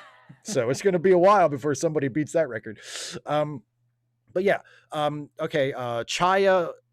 Chaya Zero Freak says, should Star Trek go away for a few years? Let the creative juices recharge. I mean, for me, I've never really subscribed to the idea of franchise fatigue. That was sort of like the big narrative around like Star Trek Enterprise dying. I think what Yeah, happens, well, I think people will follow a franchise as long as it keeps engaging them. I think what the tendency that happens with franchises is uh they do get stuck in sort of like their ways of like we're gonna still do the same thing over and over and over again, like by like with the 90s Star Trek, it was constantly being like Voyager is just TNG again with a couple new characters. Enterprise is just yeah, TNG again with yeah, a slightly different setting, but the theme ethos of the show is ultimately the same. And I think Marvel kind of has that same problem right now where it's just kind of doing the same formula and you yeah, need to like shake it up. And I think yeah, sometimes the best way to do that is to pause and go away and then have new creatives come in. But I don't think it's necessary. And I look at like shows like Starfleet Academy and I say like no, they're still trying to do stuff new. Like yeah, there are some patterns yeah, that repeat, but I think it's trying to do something new. But I think the overall larger issue is just the paramount of it all. And yeah, yeah, your estimation was very astute of like I think what's likely going to happen is we'll get a movie that'll be a big action blockbuster that'll be apolitical, quote yeah. unquote. Andy Weir will love And it. yeah, exactly. Andy Weir will think it's great. Think it's the absolute Best Star Trek banger. movie ever. No politics at all. Yeah. Which I think is disappointing because I think, especially right now, I think like Star Trek has a chance to very much meet the moment, and I it's agree. sadly That just was not I know meeting. that was one of the problems we both had with season 3 of Strange New Worlds. It's like, Mm, fucking say something. yeah, Look at what's anything, going on. Say something. anything. Yeah. Yeah, yeah. So Yeah. that's my thoughts Yeah. on it. Yeah. No, I agree with you. I what I mean, I still don't have Star Trek fatigue from this era Mhm. because the various shows have mostly been different from each other, and also because like yeah, some years like since Discovery started, and then they brought in Picard and Lower Decks. Like there were years where there was like 25 or 26 like straight weeks of new Star Trek every week, Mhm. but like it was different shows. Yeah. It's not like they were it's not like they were making like a new episode of Next Generation like every week for like 5 years straight and you just got sick of it. Yeah. Like it was cycling through different shows with different tones and different casts.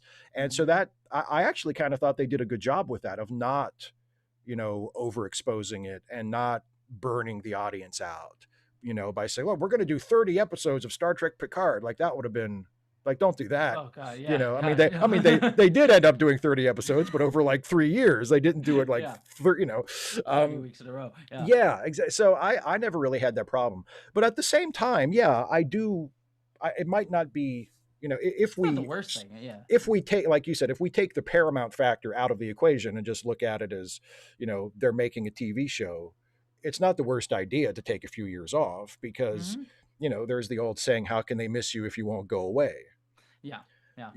And yeah, it might, yeah, I mean, this is a complete pipe dream. This is probably never going to happen, especially under the current environment. But the thing I've always wished for is just, take pitches from people who have never done Star Trek. Yeah. Oh, Take pitches from yes. people who are like young filmmakers, young writer directors who maybe have a Star Trek story they think they might want to tell, but have never worked in the franchise before, have no particular history with it. Maybe they're Trekkies, maybe they're not, but just, bring in some fresh blood, which they kind of did with Academy because Gaia Violo, who created the show, has never done anything in Star Trek Mhm. before. Um, which is Even another thing 90s about, Trek did that. They would take pitches. They would take scripts they from would take non-fans. spec That's how Ronald scripts. D. Yeah. Moore. That's how Ronald D. That's Moore how got his Ronald D. start. Moore So. got in. Yeah. That's how a Yeah. couple of the writers who became sort of mainstays of that era got in. They sent in a spec Mm-hmm. script. So yeah, I wish they would do.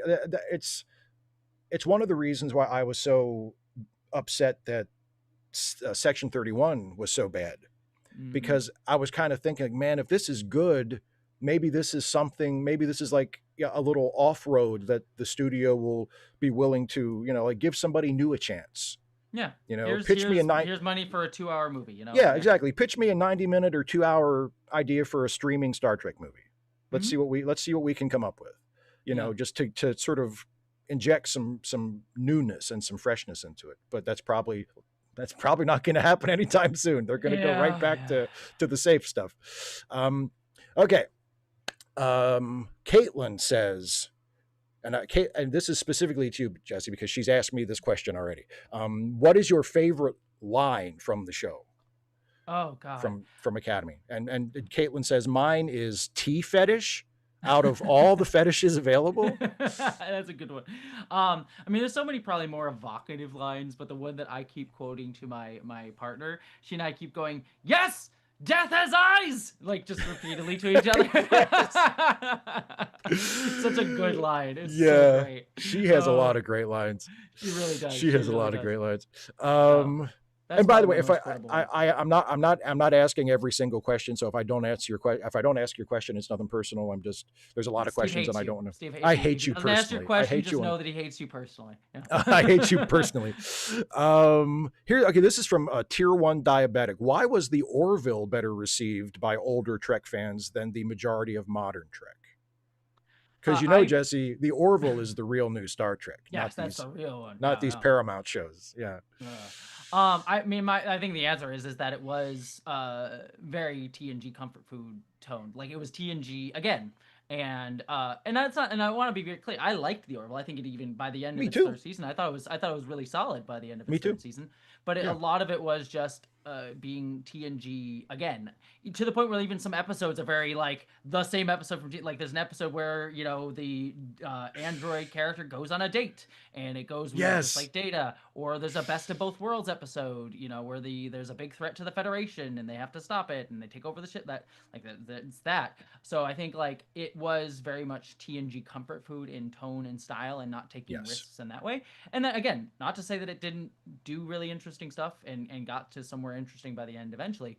But I think that's why it was more well received. It was easier for older Star Trek fans to sort of conceptually be like, oh, I see the Star Trek-iness of it, as opposed to something like Discovery, which was trying to do something very new with Star Trek. Yeah, I think that's probably right. And one thing you can't say about the Orville is that it was apolitical. yeah. But yet for some reason, trans episodes. They were like, that was like a recurring thing. Like they didn't just do one episode; they brought it back a couple of times. So it is interesting that like a lot of the fans who seem allergic to the new Star Trek because of how supposedly woke it is and how it's too political, like will bend over backwards to praise the Orville, which had some pretty obviously political episodes, but yet they're like, that's what we want. That's the new Star Trek. Okay, we want more white people is basically what you say. You just want more white people. I mean, that's my biggest critique of the Orville. I could go on for hours about it, but I'll try and make it quick, which is like, as much as I did like the Orville, it was very clear that writer's room was mainly cis white dudes. Like even the trans episodes, which I thought, especially by season 3, got somewhere pretty good. Like if you watch the very first episode, you're like, oh, you're mixing up gender, intersex, trans issues. Like you didn't think this it through. all up. And you got somewhere good with it, but it was like you had to like reconfigure it and try and fix it what you messed up before. And it was very clear like this is a room mainly staffed of like white dudes. Whereas I look at more modern Star Trek and in a lot, and you can tell that there is many more perspectives going into that writer's room, which I think a lot of older Star Trek fans, in a certain type of older Star Trek, because there are many older Star Trek fans who are also very open. I want to certainly pigeonhole, but certain set of Star Trek fans, they like to have a show that's like, oh, this is for you, white dude, to help you understand other cultures rather than those cultures getting to have a voice in the thing. So yeah, that's a good point too. Yeah, like it's one thing to sort of spoon feed it to the white people, Yeah. like, Yeah. tell us racism is bad, but gently. Yeah, very Just, nicely. Yeah. ease us into it, instead of just confronting it. Why are all these black people on my TV? Yeah, exactly. Like, It was like, oh God. I'm starting to get scared. I'm not a racist though. It's fine. I'm not a racist. I just wish there weren't so many black people on TV. Is that what? All of a sudden, that's racist. Yeah. Travis Emmanuel says, do either of you think there's any chance Starfleet Academy could still be saved, or is it definitely super dead? And then this we've already kind of talked about. If it is really dead, what does the future of Star Trek look like from here?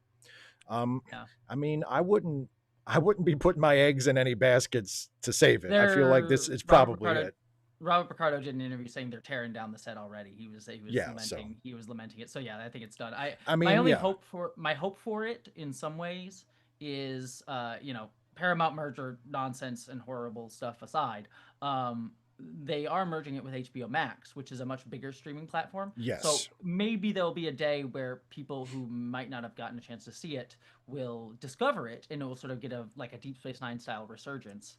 But I don't think we'll get more episodes of it in the same way. No, it would have to be such a monster hit for that to happen. Like, yeah, you're right. If season 2 of Academy comes out and it's like, and it gets like Stranger Things numbers, then yeah, of course they'll make another one, but that's almost definitely not going to happen. Almost definitely, yeah. Oh, my friend Stephen G. Clenard says, both of you have been fans of Academy and Prodigy, the two shows ostensibly created for younger audiences. Is this a sign of Arrested Development or is something else that explains the wider appeal? Oh God, yeah. It's because I'm a kid at heart. Yeah, I'm a kid at heart. I just exactly. Yeah, I think they're like, oh, it's for younger people. I'm there. I just want to be a child. It's fine. I just want to be a baby again. Please make me Star Trek. I mean, I know what I've said is, I mean, especially with Prodigy, which I think is even better than Academy. It's better written than a lot of the shows for adults are. Like, I don't know why. I don't know what explains it, other than the writers are just really good and just really went for it. And maybe because it was a kid's show and because it was originally slotted to be like a Nickelodeon thing, they had fewer people leaning over their shoulders and they were more free to kind of do it the way they wanted to do it. But it's just a really well-written show. I also think like kids shows have less expectations placed upon them. Yeah. You know what I mean? In the sense that Discovery had to be it had to be for new fans, it had to be for old fans, it had to bring in new people, it had to be like the streaming service hub, it had to do all these things. Whereas a kid show is like, you're just making it for the kids. Like, maybe parents will enjoy watching it with their kids, but it just got to make it for the kids. Yeah. So it has a little bit more of a direct mission statement, which probably helps it. Yeah. Yeah. And you can and I think I said this when I reviewed the first season of it, because they're ostensibly making it for an audience that hasn't seen Star Trek before, there's less of a built-in drive to throw a whole bunch of Easter eggs into it. Because the target audience isn't going to get most of it anyway. And there still are Easter eggs and canon and references and legacy characters in Prodigy, but mostly it's handled, either it is just a genuine Easter egg, and if you know it, if you recognize it, you'll get it, and if not, you don't. Or it's like they did with like the outrageous Okana, and where it's like, oh, he's a character in the show, and if you know that he comes from a TNG episode, you'll be like, oh, it's that guy. But if you just watch, they don't do it in a way where you watch it thinking, am I supposed to know who this is? Yes. He's just a character in the show, and that's how they handle the legacy characters.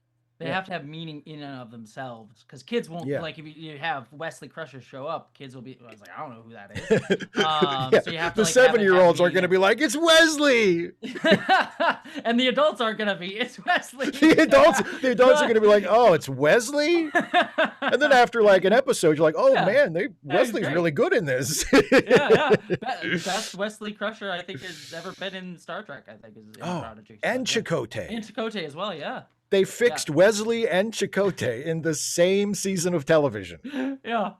That two-parter with Chakotay, where he's stuck on the planet, I thought was one of the more. That's so good.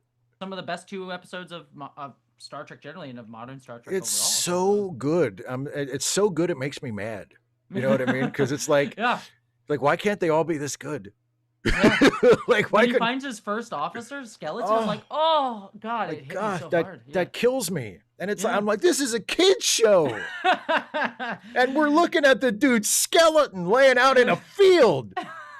And Chakotay's like looking at it and collecting like crying. a thing. They like grab it Yeah. from its cold corpse, you know. Chakotay's like crying. Like, and I'm like, this is so heavy for a kid. And I Yeah. mean, I love it. It was fantastic. I'm like, Yeah. yeah, kid, Traumatize children more, I think. well, yeah. Can we traumatize them in stories and less in real life? Yeah. Oh, Like, yeah. Exactly. can we go back Yeah. to that? We're like, they go to school, they'll be fine, and let's fuck them up in the movie theater and while they're watching TV. Where it's safe. Yeah. All right, I want to get to one more, and then we'll go back to talking about the last few episodes. Cool. And then maybe catch some more questions if you don't have to run off. I'm free for the next little bit, so yeah. Okay, cool. And then you'll rage quit, and yeah, and then I'll cancel you, and Steve Shives is transphobic, and yeah.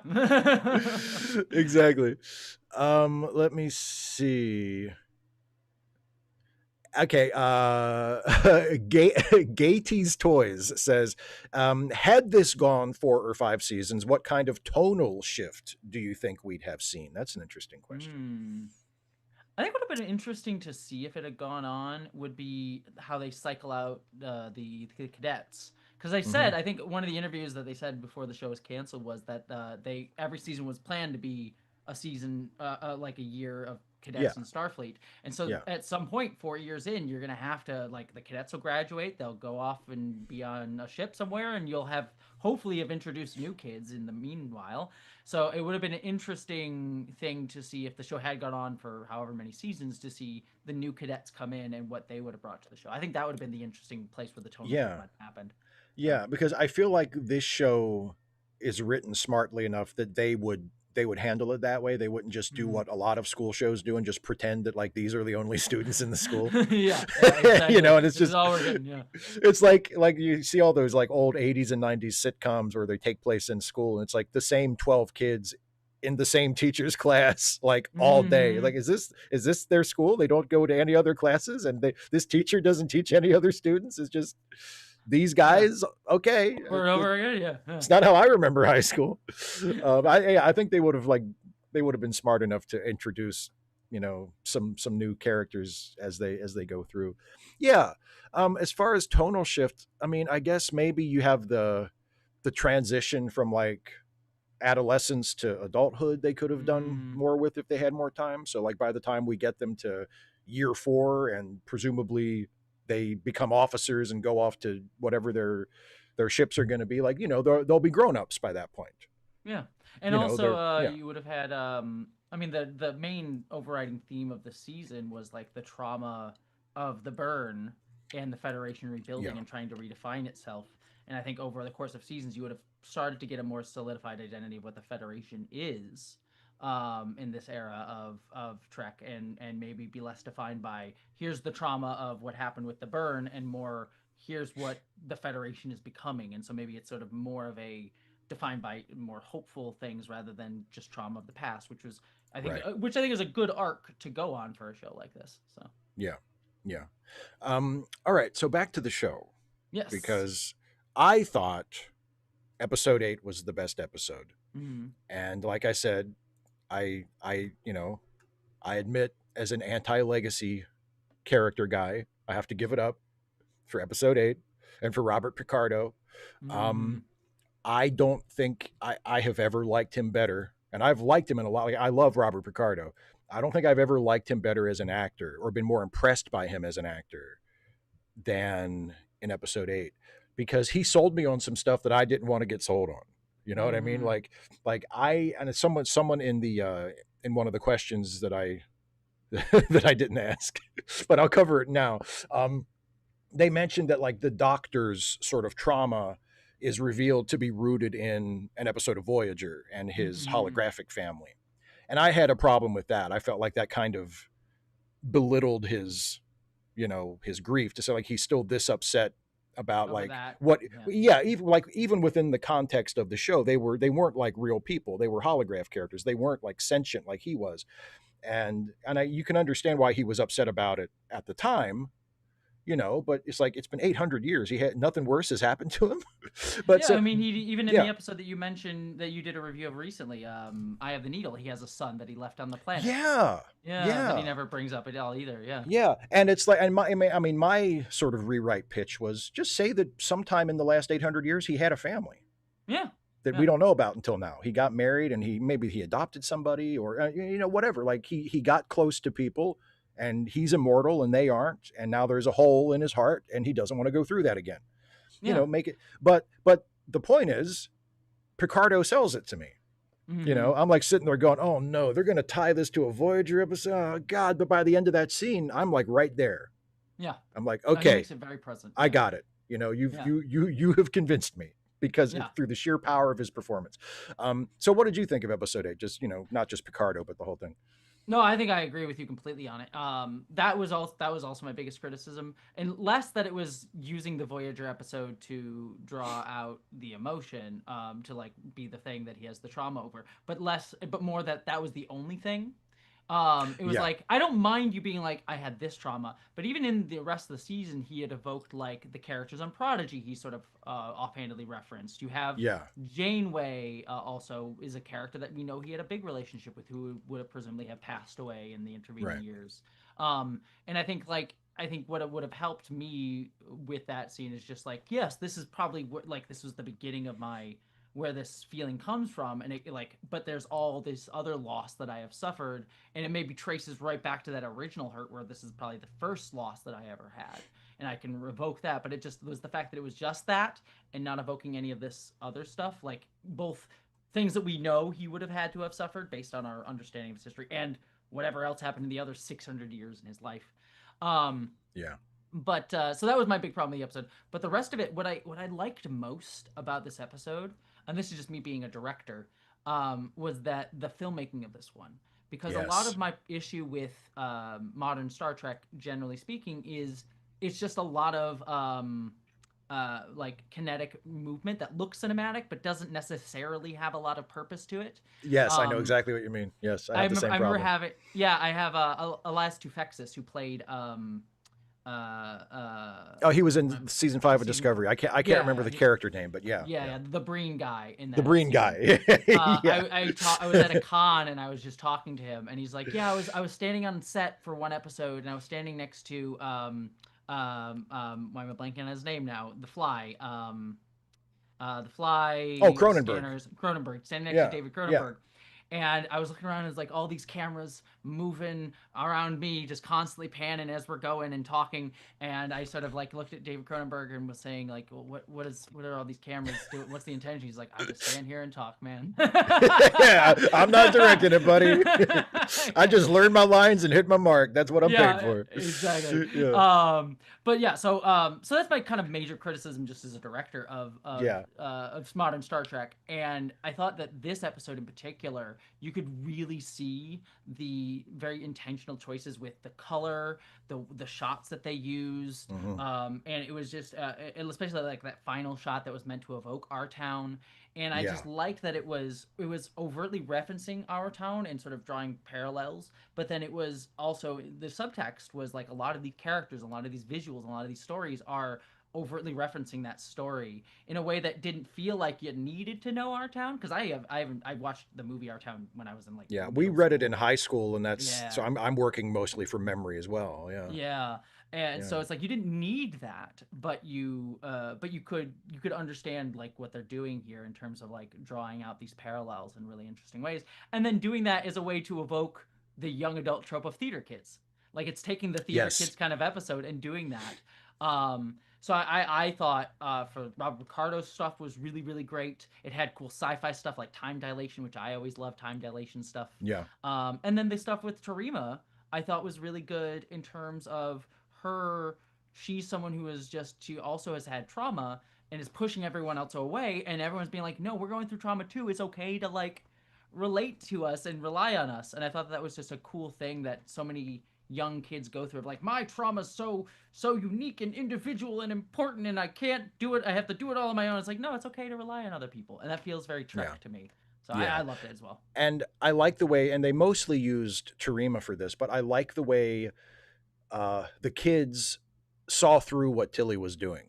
You Yes, know, yes. like it's obvious that she's teaching them this play as a way of helping them deal and work through their trauma. And like, especially Tarima, but it feels like they all kind of recognize Yeah. what this is. Like, oh, we've been asked to take a brand new class out of nowhere. Like, a few weeks after this horribly traumatizing thing happened to us where we all almost got killed and one of us did get killed and there's this new professor coming in. Gee, I wonder what this, and it's like, okay, we know what's going on. It's just that Tareem is the one that doesn't want to go along with it and is the most willing to kind of call it what it is. Yeah. Just how smart the writing is. It's like they don't write the kids like they're dum-dums. No, They know what appreciate. this is. They know what this is. And yeah, and I mean, I'm a big Tilly fan. It was nice to Yeah. see Tilly. Hi, She's Tilly. great. I was like, it's She's good. Tilly. And it's so it Yeah, was so she when I was did my great. Yeah. review, I watched. Sorry, I keep cutting you off. I'm sorry, No, Steve. please, you're my guest. Well, You're my guest. Okay, then it's my stream now. Go ahead, say whatever you want. But no, it was so cool when I did my review of the episode. I went back and rewatched the Tilly's first scene in Discovery in season 1. Oh yeah, and she's just so nervous. You see the sort of very neurodiverse codedness to her, and she's just like, oh, I was kind of nervous and scared and over talking. And then you look at Tilly now, and it's like, oh, that's such a cool. You see just the confidence of this character that you just see throughout the show grow into that. It's not like here to here. But she's still the same person. Like it's not like yeah. she's just a completely different person. It's like you can Exactly. see how she grew from that to who she is when we see her in Academy. Yeah. No, it's just so Yeah. great. Yeah, and I love the way they handle the Our Town stuff. I love that they kind of have it both ways where the story parallels Our Town and deals with parallel themes from the play, but also you actually see the characters literally engaging with the text. Mm-hmm. And even to the point where like the Doctor and Captain Ake are talking about it in the shuttlecraft, and they're talking about how they relate to it as immortal people, and they kind of relate to the stage manager and the feeling of being positioned outside of time while everybody else around you is living in time. And I thought that's such a smart observation that of course those characters would think that way. Of course they would, they would identify with that part of it. And I really like it. It's similar to how I like it when you see characters in fiction that actually have opinions about things. Yes. They're not just going through the motions of the plot or talking about what they need to talk about for the story. It's like they have opinions about things. They have religious beliefs, or they have political beliefs, or they have favorite books or favorite movies or whatever. And they feel like people. And, I thought this was a really good example of that. And I'm always happy when I see Star Trek referencing another work of literature that isn't Shakespeare, because as an English major, I love Shakespeare. We read a lot of Shakespeare, but it's like there's other stuff. There's other stuff that we could be talking. It's only Shakespeare. Hamlet forever. Yeah, Hamlet, exactly. Captain Picard. If you quote Shakespeare one more time, I swear to God, he's like, I will blow the ship. All right, I'll quote Melville. All right, but you do that a lot too. Just you do that once more and then pick something else. So I really like that. And yeah, emotionally, it's just, Picardo he just kills me. And the way they find this lair of the Doctor, and the way it's a good way to use a legacy character, especially the way, this show takes place so long after the show where he was originally in, and they use that for his character. It's like, oh, he's ageless, but he's the only person who is. So the only way he can sort of emotionally deal with outliving everybody is to just set himself apart. Shut himself and down. He wasn't like that on Voyager, because he was only a few years old and all of his friends were still alive. And now it's 800 years later and he's outlived that first group of friends and a whole bunch more. And he's different, and there's something kind of almost mythic about him, and I just thought that whole thing was fantastic. I felt like the new childhood for Sam was a little rushed. Yeah, you again, it's know, the same point we talked about earlier. It's like I yeah. just wish we had more of like more time with Yeah. it. Yeah, Yeah, yeah. like, 'cause and it made me think, like, so it was just was did she have friends, or was it did they make, like, holographic friends for her, or was it just her and the doctor for, like, 17 years? This is right. We're gonna go to the park again. Oh, the same Yeah. park, and then and I love that it's. I get this is just a production thing, but it's Yeah, like all of it was in the atrium of Starfleet Academy was like her yeah. childhood growing up. So I'm like, she's just like you're just living in this atrium for 17 years. Yeah, You know what I and then you mean? get to go back to school and see the same place. Yeah, it's like oh, Like, it's less "Oh," black and white, I guess. You she's know? like, "Well, it was nice being on the ship coming here, I guess. That was new, but now here I am again." Yeah, yeah. Yeah.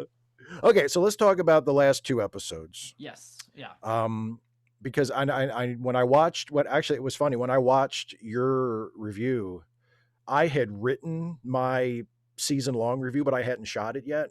So Hmm. I already knew exactly what I was gonna say, and you're, like, saying almost the exact same things I was saying, and I was like, "Oh, we're, like, literally Good. on this." Yeah. And because I remember when we messaged about it, you said Mhm. something like you said you had some reservations about the The last finale. episode, Yeah. and I kind of put a pin in that. And then when I watched the last episode, I was like, "Oh, okay, that's I think I know Yeah. exactly what she was talking about," because I felt Yeah. the same way. It kind of like, and there are there are things in the last 2 episodes, and even and especially the last episode that I really like and think work very Mhm. well, but it does kind of come up short as far as Yes. like the you know The larger theme of the show. Yeah, yeah. the critique of Starfleet and the Federation. You know, it Yes, kind that it of had set up so well, it yeah. loses its nerve. Yeah. Yes. That was my big thing. Cause yeah, there are things I like about like Jet Reno is really great in Oh, that she is finale. Like so it's good.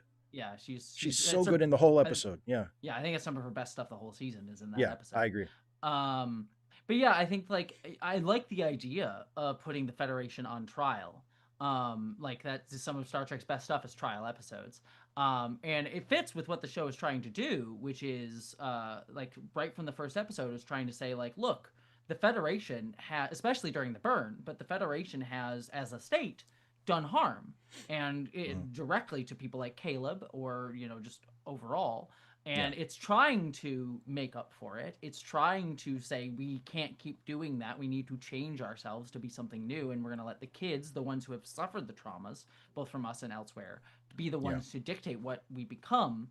So it's like, okay, but you have to now you get put on trial for being held accountable for all of those harms. And I thought that's a great concept, but at every point it kind of has Ake sort of like push away any critique of the Federation, saying like, yeah, Yeah. we were doing we may have done this, we may have hurt Caleb, we may have hurt you, Tatiana Maslany, but really, like, there was, what other choice do we have? We had Yeah. to we were helping as many people as we could, and really it's your fault for having wanted to get food and not stopping Yeah. him.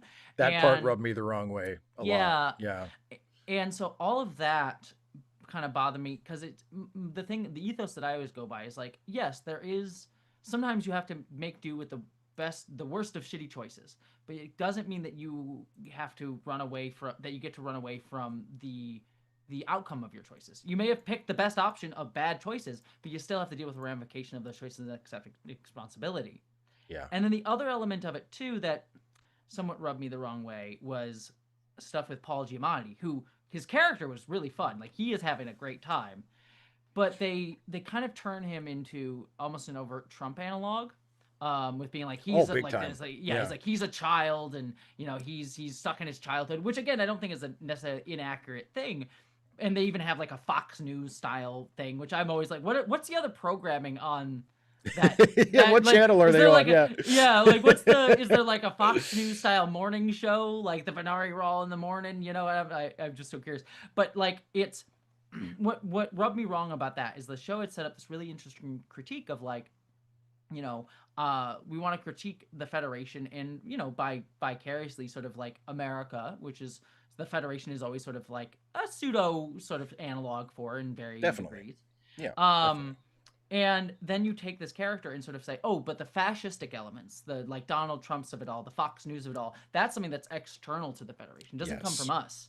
And it reminds me a lot of Americans right now where they look at ICE and they say, you know, without getting too into the weeds on this, but just being like, oh, well, that's not us. This is not us. And I'm like, well, Yeah. it is. Like ice It is comes though. out of, it Yeah. comes out of us. And whether or not whether or not you want to say that this should define, I mean, I'm an anarchist, so I'm very much, you know, I'm willing to leave. Let's tear it all down, build something new. Right. But even if you are a more reformist style person that I know you are, Steve, like Yeah. part of it is like to be able to want to reform something, you have to look at where it's failed. And I think this episode just wanted to kind of do that thing of like, no, that's not us. This isn't us. And we're actually okay. Yeah. We did some bad things, but really we aren't really responsible for it. And all Yeah. the actual bad stuff is, you know, this fascist over here. And we're great actually. And I thought that was just I like the way you put it in your review. It feels like a flinch. Yeah. And you brought up how they made Noose into a really obvious Trump analog, which I have no problem with at all. If Star Trek wants to beat the shit out of Trump, I say go for it. Go for it. but I do think, and to the point you were making about how all of the bad stuff is pushed to the outside. I mean, if Star Trek wants to do a Trump analog, that character should be in the Federation. Yeah. Very that much should so. be a Starfleet guy or a Federation guy. That shouldn't be like some pirate on the outside, because that's not Trump. No, it's not. Trump came, the call came from inside the house. Exactly. Like Trump isn't from some other country who came in here and started fucking shit up. He's from here. So that's a problem I had with it. And it's this thing, I'm writing a video now, hopefully for next week, where I'm talking about the times that new Star Trek has done this, because you mentioned in your review they did the same thing with the What is Starfleet episode of Strange New Worlds. I think they did something similar in season 1 of Picard, where, you know, they like they did with this season of Academy. They set up this potentially really interesting, really, you know, sharp critique and criticism and challenge of, you know, the Federation and Starfleet, and reflecting back on the United States. And then at the end they pull up and say, well, actually, you know, let's focus on the positive. And, you know, and it's like you were saying with, you know, Ake, you know, deciding to, after she spent the whole season kind of taking ownership of her sins and showing that still weighs heavily on her, suddenly putting it all on Caleb's mom and saying, what about all the bad things you did? Which, okay, yeah, I'm sure she really did all of those things that Ake is accusing her of, but it just leaves a bad taste in your mouth that is what the episode leaves you with.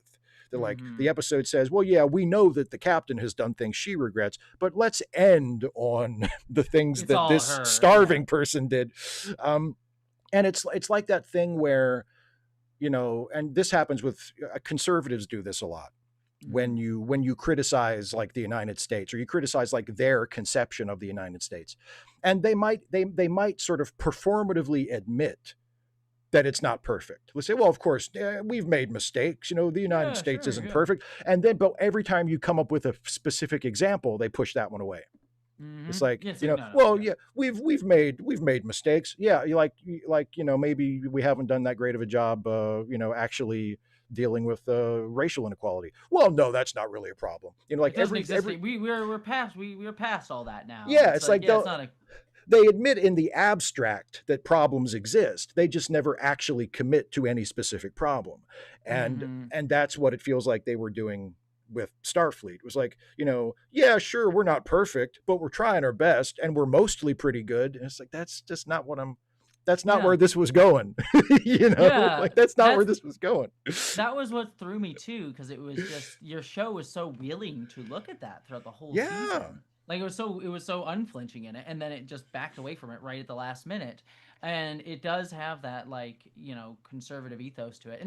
And you're bringing up, you say you're working on a video about this, but this has been my continual issue with modern Star Trek. It's probably my biggest critique overall of modern Star Trek, where it's one of mine kind too. of whereas like Picard season 1, it sets up like the synths are there's an institutional prejudice against synths, and we have this whole problem with like with them, and we're going to push them out and outlaw them, and that feels very, very not only coming out of Star Trek's history, but relating to a lot of institutional prejudice that America has done. Definitely. And then the final episode, it's like, actually, we're gonna fix it off screen. Like all like we repealed that law, so everything's good now, right? Yeah, it's like I feel like that and it happens in like a week. I'm like, oh, so you like Yeah. solved institutional prejudice Yeah. So in like a everything's week? fine now. Yeah, right after, by the way, the synths nearly summon an eldritch horror monster from outside of the galaxy to destroy all life in the To kill galaxy. everybody, but you're good with Yeah, it now. Like, yeah, yeah, exactly. it's all You good. you Yeah, banned everybody after the attack on Mars, yeah, but they almost killed every single organic life form in the galaxy.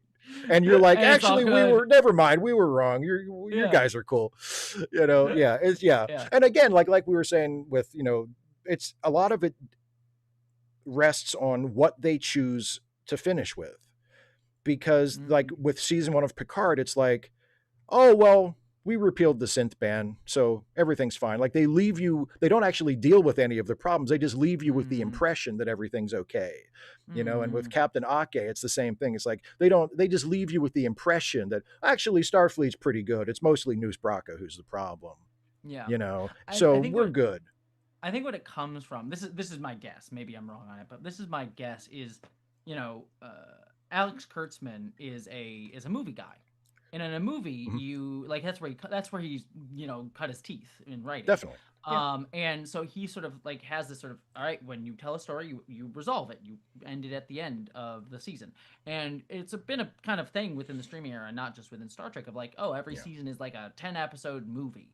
Yeah. And I think the tendency with that is to then be like, all right, well, at the end of the season we resolve the issue, it's a nice little bow, and we're done, we're good, we finished everything up. And I think that sort of leads to the sort of like, oh, we'll go really fast. Whereas you compare to something like Deep Space Nine, could probably be the biggest one, where it's like, oh, we're gonna leave this on a nebulous note here because we have a whole Yeah. nother season to come back to, and we'll pick up some of these ideas next season, and it's okay to leave it in an unresolved way and in a way that sort of lets you wrestle with it a little bit more.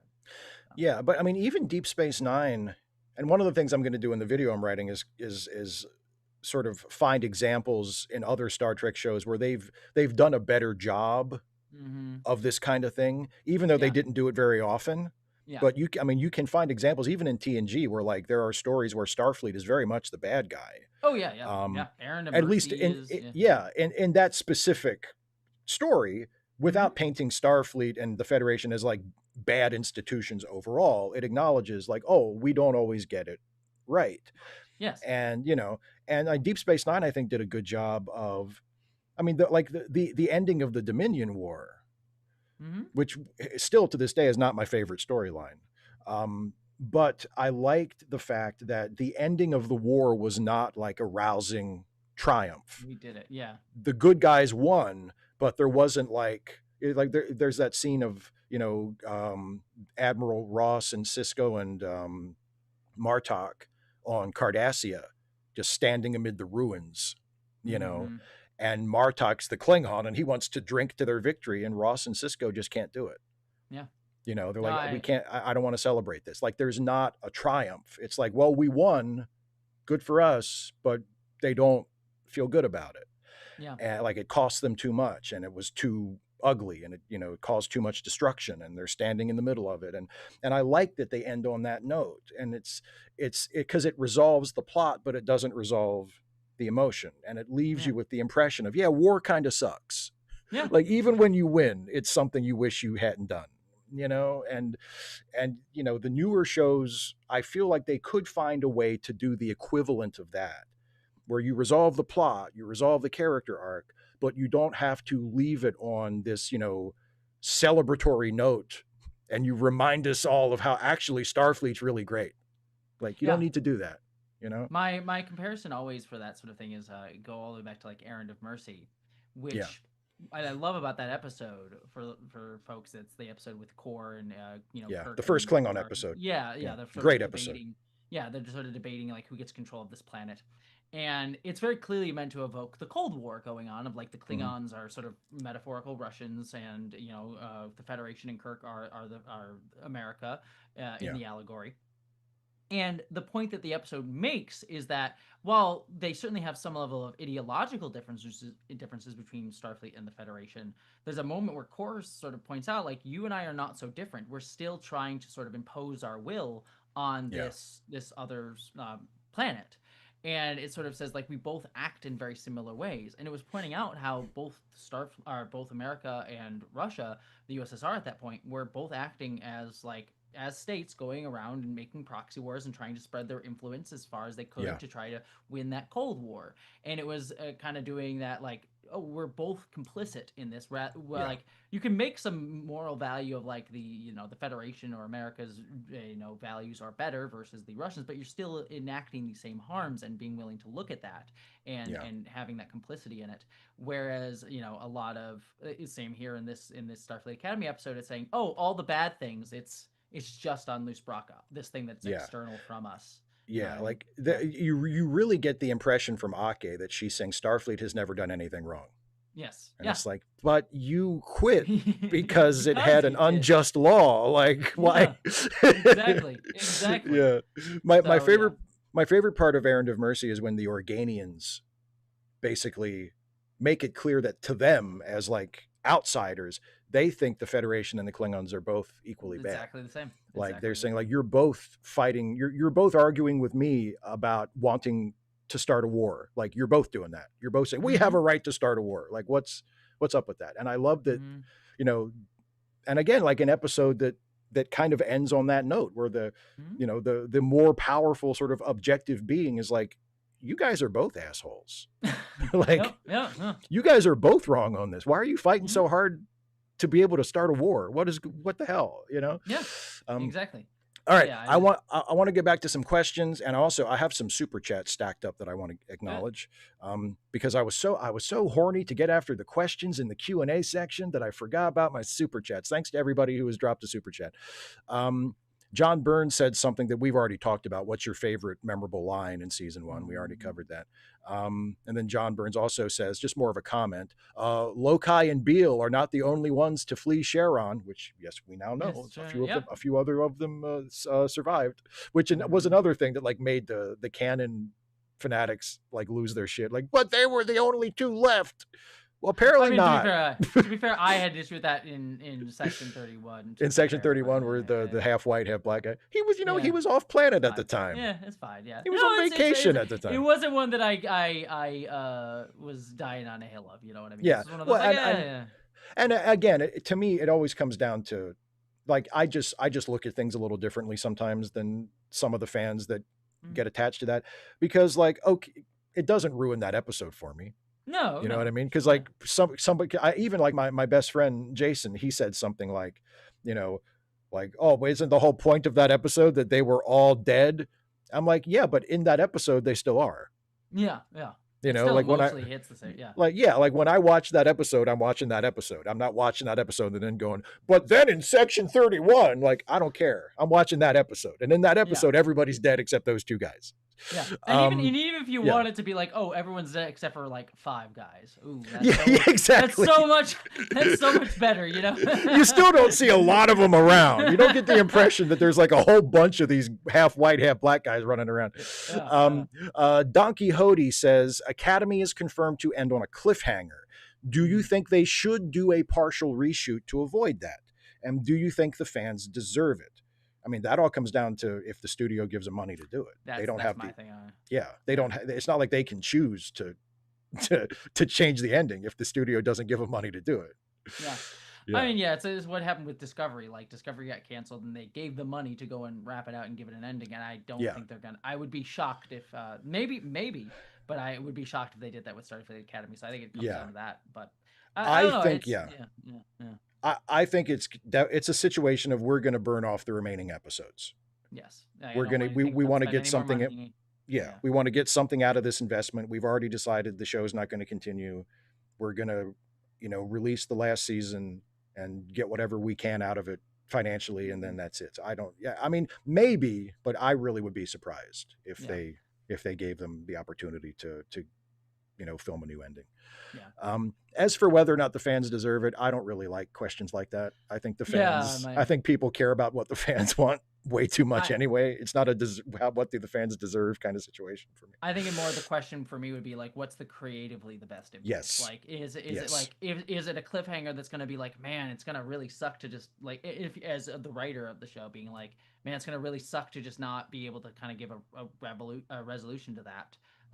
Yeah. Then I would wish they would be able to go with that. And then if you're the writer and your impulse is like, no, leave them wanting more, you know, like I'm good with ending Yeah. that way, and they can have this hole in their heart where they can fill in where they want. Yeah. I think it's whatever the creative impulse is. I think it's the better I thing. agree. Yeah, and I agree. I agree. Yeah, Deserve. it's not, Who cares? it's what does the story deserve, not what do the fans deserve. Fans are too entitled Yes. anyway. Fans are Yes. modern fans are way, way, way too entitled. Yes. It's not about like you watch the show and you decide whether you like it or not. That's the way this works. But Steve, Star Trek needs to be about me. I need it Oh, to that's be right. Star Trek Jesse Trek. Yeah. Yes.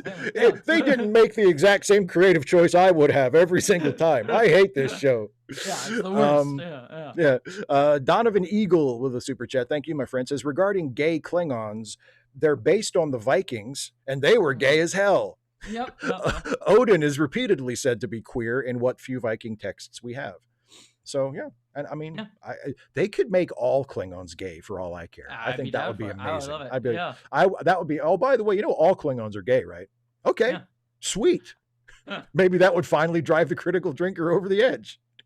We wouldn't have to hear from him anymore. But I'm trying to remember this.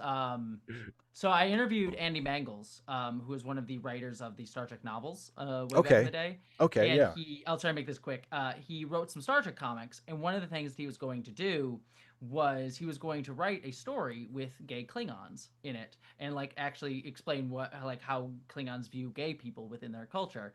But he was not allowed to do that because of Rick Berman was his story. Yeah.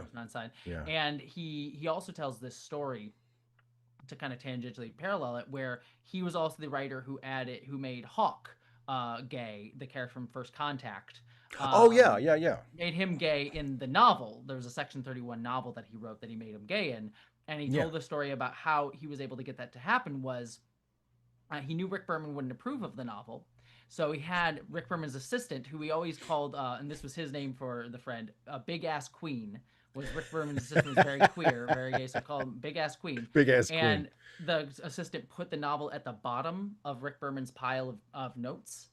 And they then went out to like The Advocate and a bunch of queer outlets and said, hey, we're going to do a Star Trek novel. We're going to give an interview. It's going to be the first gay character in Star Trek, but don't release it until this day. And that was the last day that Rick Berman was able to give his notes. So then when they did that, they announced it, so he couldn't do anything about it. He's like, oh, I don't want to make it seem like I'm the asshole. So it got out there.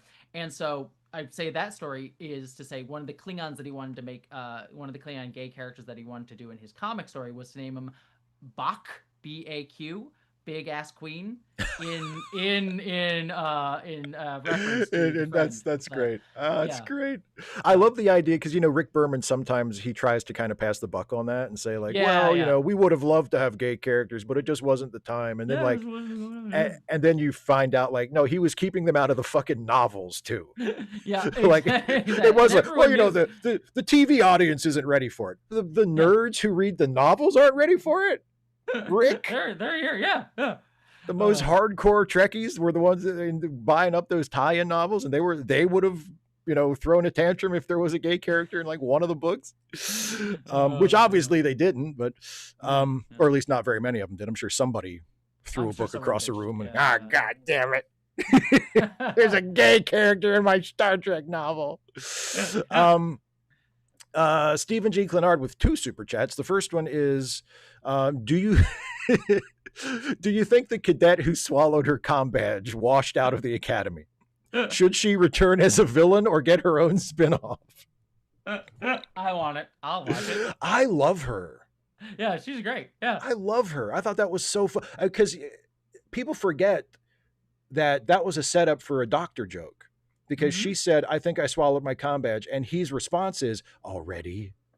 Yep, that's the funny part, not the swallowed my comm badge. It's like his sort of world weary, like, here we go. That was actually on the cruise, on the Star Trek cruise, because I was on it this year. Robert Picard was giving a talk. And that was one thing he noted. He's like, so many fans online were so pissed about this. She solid her comm badge. How dare she? Like, and he's like, it's a joke. Get It's a over it. joke. It's a show. Remember, I was like thinking of you when he said it, because he was like, it's a TV show. It's a joke. yeah. Get over it. Remember jokes? Remember that shows can have jokes? Yeah.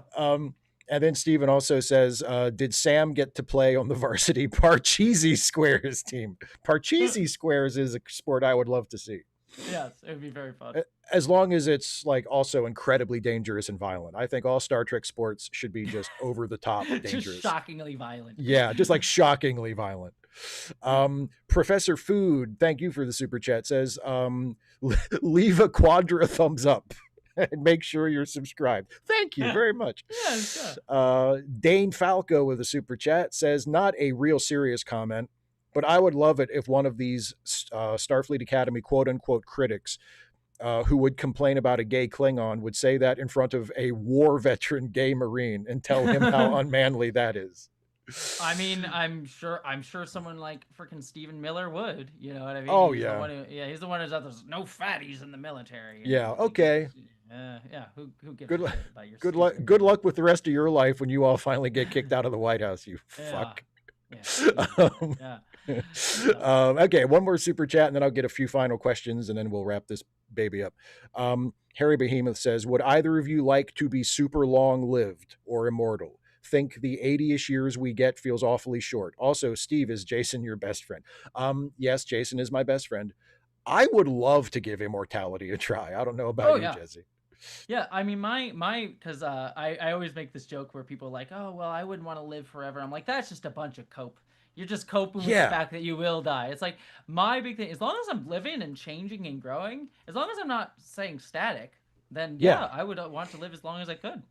Me too. I don't get, like, people, well, you'd get tired of it eventually. Well, let me. I want to know. Let me live long enough where I'm like, actually, I'd rather die. I've lived that long. Like, if I ever got to that point, that's a different situation. You know, than this. Maybe you'll go to sleep one night and just not wake up. Fuck that. No, I don't want that. Yeah. I think everyone else wants it because so many people are like, we want a heaven or there's gonna be something else. Like we all want to live forever on some level. Yeah. And I feel like this need to be like, oh well, immortality be a burden. Like, it's just cope. It's just cope. My mind. So I always would. I love Queen. And there's, of course, a great Queen song called Who Wants to Live Forever, which is very poignant because Freddie Mercury recorded it when he knew he was dying. So, it's a beautiful song for that reason. But also, like, he sings Who Wants to Live Forever. And I'm always like, right here, Freddie. Right here. I'll take it. If you don't want it, I'll take it. Okay. A couple final questions. Seth Jones. Do the larger, I hear this a lot too, do the larger budgets of the modern shows help or hurt the individual series? Because that's one of the justifications for the shorter episode orders, is that the per episode budgets are so high that the studio isn't willing to invest, what it would cost to do 25 episodes. Yeah. Because it would be prohibitively expensive.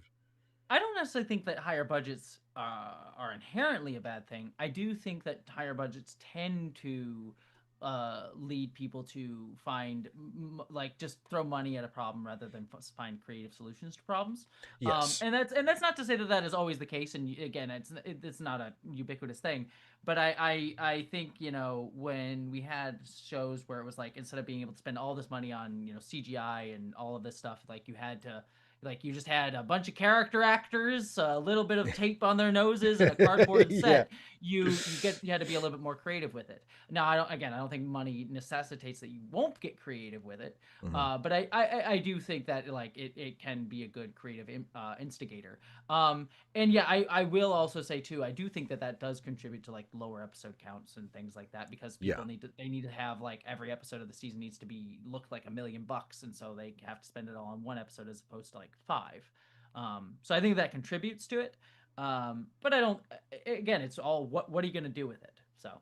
Yeah, I know. I mean, I don't necessarily know if it would help or hurt, but I know one of my sort of drums I beat a lot is I think budgets on everything.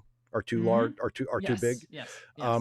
And I think that is used by studios to justify a lot of negative things, you Mm-hmm. know, like and it's one, and I think it's also, it feeds into a lot of the panic that Hollywood is having about how do we handle streaming Mm-hmm. versus movie theaters, and what do we do if movie theaters go away as a reliable means of distribution? How are we going to make the budget back on these mega blockbusters if we can't release to theaters? And I mean, and as someone who is completely outside the industry and is just talking out of my ass, one of my suggestions is you could just not spend as much on the Yeah. movies. I Yeah. mean, like It could. nobody's telling, first of all, nobody in the audience cares how expensive a movie is as long as it's a good movie. Mm-hmm. Nobody who saw Godzilla minus one said, well, it was great, but if only it had been more expensive. Yeah. Which, You know, God, nope. that's such a great movie, by the way. Oh, Yeah. God. Oh, don't even get me started. Yeah. Yeah. We'll go. But yeah, I agree with you. Like, But I yeah, think like it just nobody told you you can make it for cheaper. I mean, you know, it not every, even if it's like a fucking Avengers movie. Okay, it's probably going to be more expensive than your typical movie, but nobody told you you had to spend like $300 or $400 on a movie. Like well, nobody's expecting that. You're doing that, you know? yeah, and it increases the risk of things. Like I feel like if Academy had been a cheaper show, like maybe not have looked better, but I feel like maybe it would have been able to better justify Oh, the sure, numbers that it got. You know what I mean? So if sure. like if there's less money spent on it, there's more willingness to be able to say like yeah, well, I mean that's why Star Wars: The Acolyte they say that got canceled. Another show that also got a lot of harassment at it, but Yeah, also was like wildly expensive, and yeah, it's just hard to justify that money at something. And also like I think reduces risk. Like I'd rather have 10 $1 million movies than one $10 million movies, and that mm, also has the added benefit of allowing more chances for more perspectives and more voices to build their yeah, careers in Hollywood as well. So yeah, yeah. I feel like the big budgets are kind of a self-inflicted wound. I mean, yeah. not that every movie can be made cheaply, but you can definitely, like, I mean, Godzilla minus one is a great example. It was Mhm. made for a fraction of what an equivalent film in Hollywood would Of have like spent. Godzilla versus Kong, you know what I Yeah, mean? Yeah. exactly. And it's like I don't know anybody who has seen it who has not said it's the best Godzilla movie Mm-hmm. they've ever seen. Yeah. I mean, it's a masterpiece. Mm-hmm. If you've never seen it and you want to cry at a Godzilla movie, see Godzilla minus one. I Because if you without spoiling, there's a yeah. scene in that movie where I have never gone from 180 on a character and then started crying. There's I know you know the exact when Is you it go for is that it one is scene, the the cockpit pilot. scene? Yeah, the Yes, pilot, yeah. I was like literally I was with my partner, and again I'm not gonna spoil for people who haven't seen, but I literally No. was like, wow, this guy's a jerk, and then a thing happens, and you're like, oh oh, and then I'm It just yeah, like I agree. crying. I'm It like oh oh. it took my I liked the movie up to that point. Like I was Mm, loving the movie. I'm like, this is everybody was right. This is so good. And when it got to that scene, it took my breath away. I was yeah, like, it's that is one of the most beautiful things I think I've ever seen yeah, in a movie, let alone a Godzilla movie. Godzilla. Like Yep. I'm like 5 years old watching Godzilla and Jet Jaguar team up to fight, Megalon and Gigon. And now it's like 40 years later, and I'm seeing this beautiful moment between two human characters. And I'm just like, oh my God, this is like, uh, how is this good? But yeah, but in terms of the budget, like nothing compared to a Hollywood movie. So I don't want to mhm. hear like, well, we have to spend the GDP of a small country on every Marvel movie. Like, no, Yeah. you don't. No, you don't. And it Um, allows them yeah, to get away with like Marvel movies tend to do the same thing of like, oh well, we'll figure it out like well, oh if we don't like the movie that we shot, we'll spend $1 million and reshoot the last like 30 minutes of it exactly, after we're already done. It's like it exactly, makes you less willing to commit to creative choices. So exactly. We'll and also we'll shoot way more than we know that we'll need, mm-hmm. so that the studio, if necessary, can take the movie away from the director and recut Mm-hmm. it to how they want it, and they'll have plenty of stuff, plenty of coverage that they can use. Like that, I think that was one of uh, the Buffy the Vampire Slayer Yeah, I was gonna bring it up. pilot Yeah. that Yeah. didn't get picked up, and Chloe Zhao directed it. And of course, she's like a legit serious Oh, movie it's terrific. director. Yeah. And one of the things apparently the studio didn't like was that she didn't shoot enough coverage. Mm-hmm. And they were like, yeah, but I mean, the episode was done. Like she shot Mm-hmm. what she needed to shoot the episode. And someone pointed out, yeah, but studios don't like that because That that makes makes it sense. harder. It makes it harder for them to recut it, you know, the way they want it instead of the way the director wanted it. Like they And it like a sounds lot of like what excess she coverage. wanted to do. Yeah, it sounds like a confident Yeah. director knew what she wanted, and B, someone Yeah. being like, you're gonna choose my choices, not your own. Exactly. Like I'm gonna make what I wanted to make. So yeah. So they don't like that. Let me see. One last question before we wrap up. Okay. Here's something completely non-controversial. From Blue Jeans 07. What's funnier, the Orville or Lower Decks? Oh boy, we're gonna get into it right here. Can I say Futurama and just skate? No. I mean, I would agree with that one. I even do. I love Futurama. I know that's one of my favorite jokes to make at the expense of Lower Decks. Is the best Lower Decks episode is an episode of Futurama. But I do have a couple of super chats I want to get to after this. But I mean, it depends on. Believe it or not, my answer, it depends on what season of the Orville we're talking about and what season of Lower Decks we're talking about. Yeah, I think it's a whole you could make an argument for either. Yeah, because I thought Lower Decks season 1, people forget, I thought Lower Decks season 1 was pretty good. I didn't sour on it until like season 2 or 3 when I was like, oh, they're just going to keep doing this. You know, season 1, I was still kind of with it. And like the Orville kind of stopped trying to be funny. The Orville really kind of shifted into a different show after season 1 to its improvement, I thought. I agree. Yeah, I agree. Yeah. Yeah, I would if I was being honest, I would say Lower Decks I think is the funnier show for me. Because a lot of the humor that Seth MacFarlane sort of relied on it felt a little bit like tropey Family Guy humor, like, haha, look, there's the guy's kind of an idiot with his ex-wife, you know, that kind of humor that feels very stereotypical in a lot of ways. Not to say that there weren't some good gags in there, like the cigarette stuff, the Mocklins was very funny. Yeah. But like I think on the whole, I think Seth MacFarlane's creative impulses when it comes to humor tend to be that way. I actually think like I don't hate Seth MacFarlane. A lot of people are very much against him. Me neither. I actually think he's better when he's trying to be less funny. Yes. And I agree. I agree. Yeah. So I would tend to feel like Lower Decks is better. Yeah. I'm just gonna say the Orville to be a prick.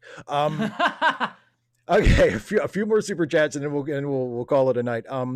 DUI champ says, good for you, DUI champ. With the super chat, thank you very much. Says, this is an easy one for me and I suspect for you as well, Jessie. Any chance one of you would debate New Trek with Robert Myers Burnett? I'm gonna say a hard no on that. Yeah, no. My rule of thumb is I don't debate people who are even in like a toxic sphere. Though I know Robert is slightly less so, but he is in that same sort of. Yeah, he kind of runs in those circles. Yeah. Yeah. But my general rule of thumb is I usually don't debate things unless it's just like tongue in cheek. I'll debate tongue in cheek things. Right.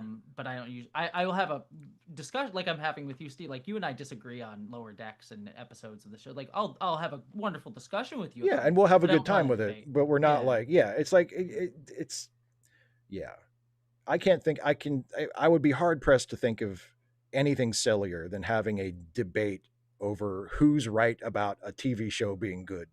Yeah. Like who cares?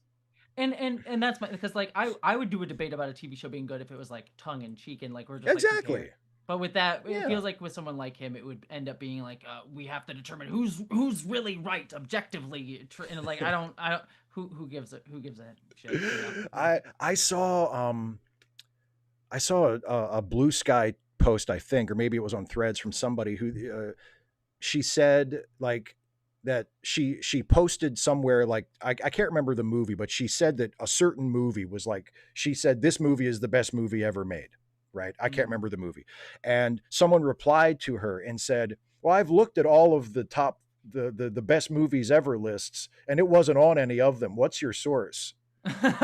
And she was like, my opinion. Like it's just that's what I think. Like it's not a fact. There's no such thing as the best movie. It's just an opinion. You know, but there are some people that just they have that mindset of like, and I think I replied to somebody on Threads today about the same thing. Like people they treat it like a competitive sport, and like if a show you don't like gets canceled, then somehow you won something. I'm like, what? No, I don't.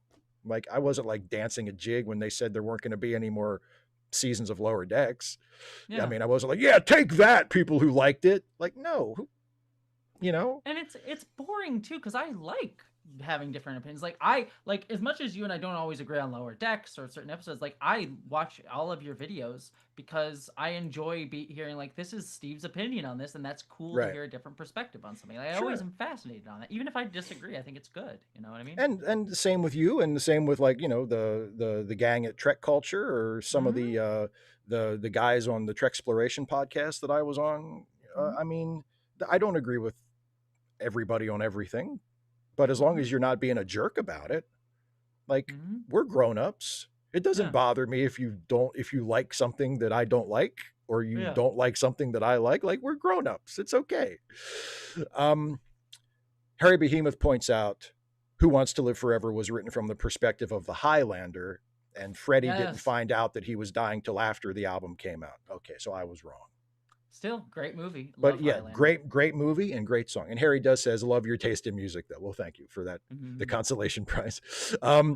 Kirak 2011 says, I always wanted to ask you both a question. As a huge Star Trek fan, sometimes I talk too much Trek. I've never heard of this. Is this a thing? Yeah. I hope I never bore either on Star Trek, because I could talk indefinitely on this great franchise. I mean, you don't. Yeah. It's It never is. been. Yeah. Yeah. It's a known. So this is a funny. People know that I'm part of Nebula, Yeah. and Yeah. sometimes I go to Nebula parties with other creators, and the creators there know at certain points it's become a recurring joke. Like, all right, well, if we hang out with Jessie long enough, the conversation will at some point turn to Star Trek. It's just a known thing. Do you have this? Because this happens to me sometimes, where, like, if I'm talking to people, like, who know that I do YouTube stuff, Mm-hmm. like, they will bring Star Trek into it. And, like, I Uh, had no intention of talking about Star Trek at all. And they bring it up because they know I talk about Star Trek a lot. And so we end up talking about Star Trek. because I they just didn't want to bring it I up. didn't bring it up. Like, you asked about Star Trek, motherfucker. I was talking about something else. That actually, I don't know if I've had that as much, but it reminds me weirdly of like gender stuff, where I'll Okay. have that where I'll be like, it's because I'm trans, they'll come up, and I say this like, and I'd be like, someone just comes up to me, is like, we're talking, and it's like, well, I just want to talk about gender things, and then they'll start talking to me about the gender. I'm like, I think you might. I think you might need to talk to somebody about your gender stuff, because there's a lot here, and I'm Right. glad for you. But like, you're having an egg cracking moment at me, and I'm here for it. Right. Like, this is a lot. This I is a think you lot need to to just start uncover talking to something. me about. Yeah. Yeah. So Good it just luck. reminds Good me for that you. yeah, good. I'm glad. Like, Yeah. yeah. Geekus says, are you excited for the Artemis 2 launch tomorrow? Eh, Yeah. I mean, yeah. I mean, I'm in theory. Yeah. Yeah. I think I said this in one of my live streams. I wish I was more excited about it, because I'm such a space head, and I like the in theory, the idea of, oh, it's a new moon mission, like, I should be like vibrating about that, and I'm just not, It saddens me because another show I like is For All Mankind. I have issues with some Yeah. of it, but I like that show, and that show just reminds me of the time when America was so excited and enthusiastic about exploring space, and I wish we could recapture that, especially because so much of space has now Yeah. been dominated by like Elon Musk's Yeah, and the Jeff Bezos. privatizing. Yeah. And so I wish it was more of a huge moment, and I'm excited. I mean, I am excited for it, but Sure. I wish it was more of a galvanizing thing, because there's space. I mean, that's why we love Star Trek. Space is just this cool unifier, I think, for humanity, of just realizing how really all of our like fights and distinctions is really meaningless in the space of the universe. So I don't know. Yeah. I wish we had more of that. So. Me too. Yeah. I always think of that. I mean, the point has been made a million different ways. Like, Carl Sagan did it with the pale blue dot. Pale blue dot. Mm-hmm. There's in Superman 4, of all things, there's that scene where Superman says, I wish you all could see the Earth like I do, because when you fly above it, you don't see borders, you don't see countries. It's all one world. And I'm like, yeah, that's what it, and a lot of real life astronauts say that. They say when you get up there, it's like a profound moment. Like, you get up there and you're looking down on the planet Earth. Yeah. It's like, damn, that's it. Mm-hmm. Like that's where we're all from, and it's all one place. When you get up high enough, it's like you don't Yeah. see like, oh look, there's Maryland. It's like, no, that's it's all one. It's all one place, and we're all in it together. Yeah, And we're yeah, just I tiny do. little ants spinning on a ball and through the Yeah, infinite void of space. You know. yeah. Yeah. The Yeah. the mote of dust, as Carl Mm-hmm. Sagan said. Everyone Mm-hmm. you ever knew is there on that mote of dust. Okay, Oh. two more. Sarah, the fat culture critic, with a super chat. Thank you, Oh, Sarah. Says, "Love your kinda matching shirts." Yeah, they yeah. are. We have like I Yeah. think we have the Star Trek rainbow motif. Yeah. Um, This is a Star. If you go down here, it's a Star Trek: The Cruise one. I got it on oh, there. cool! So Look at yeah, that it was nice. merch, Yeah. repping the Yeah, it's nice. merch. Ah. I got so that answers your. Someone asked earlier where we get our shirts from. So you just said yours. This is actually from the StarTrek.com store. Mm-hmm. Like this is like Yeah. official merch. Some of my shirts that I wear are like, I mean, it's all licensed, but none of it comes like from a lot of it. Like the shirts I wear for my retro review videos, where it's like Mm. different ones for different shows. They come. I forget the name of the website now, but it's like a licensed Star Trek website. But this one is like from the Star Trek store. Yeah. All right, God. Thanks for the money, everybody. I keep trying to end the show, and people keep dropping super chats. Oh, what a horrible problem you have, Steve. Stop People giving me money. Oh. Neil Lanwarn says, "I've really enjoyed this. We need a 3-way with Sean Ferrick next." Yes. Oh, I love Sean. He's the best. I love Sean too. I was messaging with Sean on Blue Sky earlier. Yeah. He's a really good guy. I've gotten to meet him a couple times. My favorite moment was it was when I first officially met him. Was at the Star Trek Picard season 3 premiere, and we got invited to that. And it's the first time I ever met him, and so I see him in line to get into the premiere, and I run up to him, and I'm about to give him this big hug, and we do hug, and then I look at him, and he's just completely sunburnt because he went out to Vasquez Rocks and filmed a Trek culture video there all day in the sun. And he's a poor little UK boy. Yeah, they don't have the sun over there. Yeah. And so he wasn't prepared for it. So he's just like completely baked. But he's great. I adore him. So he was probably relating to Kyle pretty hard in that episode too. Yeah. Exactly. Yeah. He was like, what? He was probably like, why is Steve being such an asshole? He got sunburned. Which is hilarious. I was out at Vasquez Rocks, you know? Yeah. I mean, I actually burn pretty easy too, so I'm a hypocrite. I'm like just a huge hypocrite. I'm like, fucking Kyle can't even put sunscreen on. What is his problem? What a loser. And I'm like, I think earlier this week I went for a walk for the first time in a while when it was really sunny, and I got a little bit of a sunburn on my arm. So I'm a hypocrite. Okay, last one from that Rob Human, who says, "I propose sending all world leaders to spend 10 minutes on the moon. Spacesuits optional." That's what a nice note to end on. I can't disagree with that. Yeah, no, I'd be down for it. Yeah. And someone in the chat said, Context Wrench says, "Always wear sunscreen." Yes, the best thing Baz Luhrmann has ever been associated with, that song. Wear sunscreen. Anyway, so yeah, this was great. This was a lot of fun. It was wonderful. It was really great talking to you. Yeah, and we're still friends. We didn't fight. Well, we'll fight later. That's what you think. Wait till you see the video I'm gonna make right after this shit, man. There's gonna be some headlines coming out of this podcast. He thinks black people shouldn't have liked episode 5. He hates Kyle. Trans people. He hates gay people. I don't think we even talked about that, but sure, fuck it. He hates trans people. Just toss it in there. Yeah, and he hates everybody who doesn't like the same things he likes. Yeah, he likes the Orville. He's turned on lower. He's like he just likes the Orville better. He's one of those Orville guys who thinks the Orville is better. He's one of those guys. Yeah.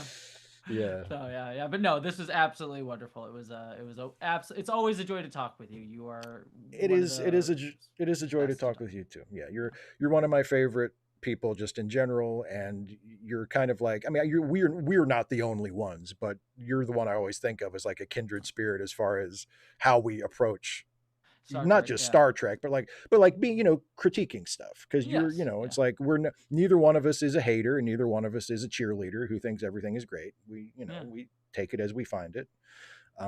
Oh, and also I wanted to say, because I mean, we talked about this, I think the last time you were on, because your movie was coming out on Yes, yes, Nebula. yes. I had this random thought about you the other day. You're one of the few people I can think of who is a critic who also made your own movie. Yeah, Because yeah, that's a that's pretty true. short list. I think It it's is, like yeah. the other ones I can think of are like Roger Ebert, because he Mm-hmm. wrote the screenplay for Beyond the Valley of the Dolls, and Francois Truffaut. Yeah, And I think he was a filmmaker first, and then he yeah. became a critic. But yeah, I so also think it's of yeah. who's the he wrote he's the YouTuber, I'm blanking on his name now, who made the horror movie recently. Oh, Like was that Markiplier who did that? well, Markiplier, I don't know if Well, Markiplier no, would he's call not a himself a critic. critic. He's like a Yeah. game guy. Yeah. No, the other guy who made oh god, I'm blanking on his name now. He was well, he's a YouTuber. I'm blanking on his name off the top of my There's head. another Yeah. one. Yeah, yeah. There's one. But yeah, But no, it's a this short is a list. short It's list. a It is short a short list. list. Yeah, yeah, It's a yeah. short list. I think it's great.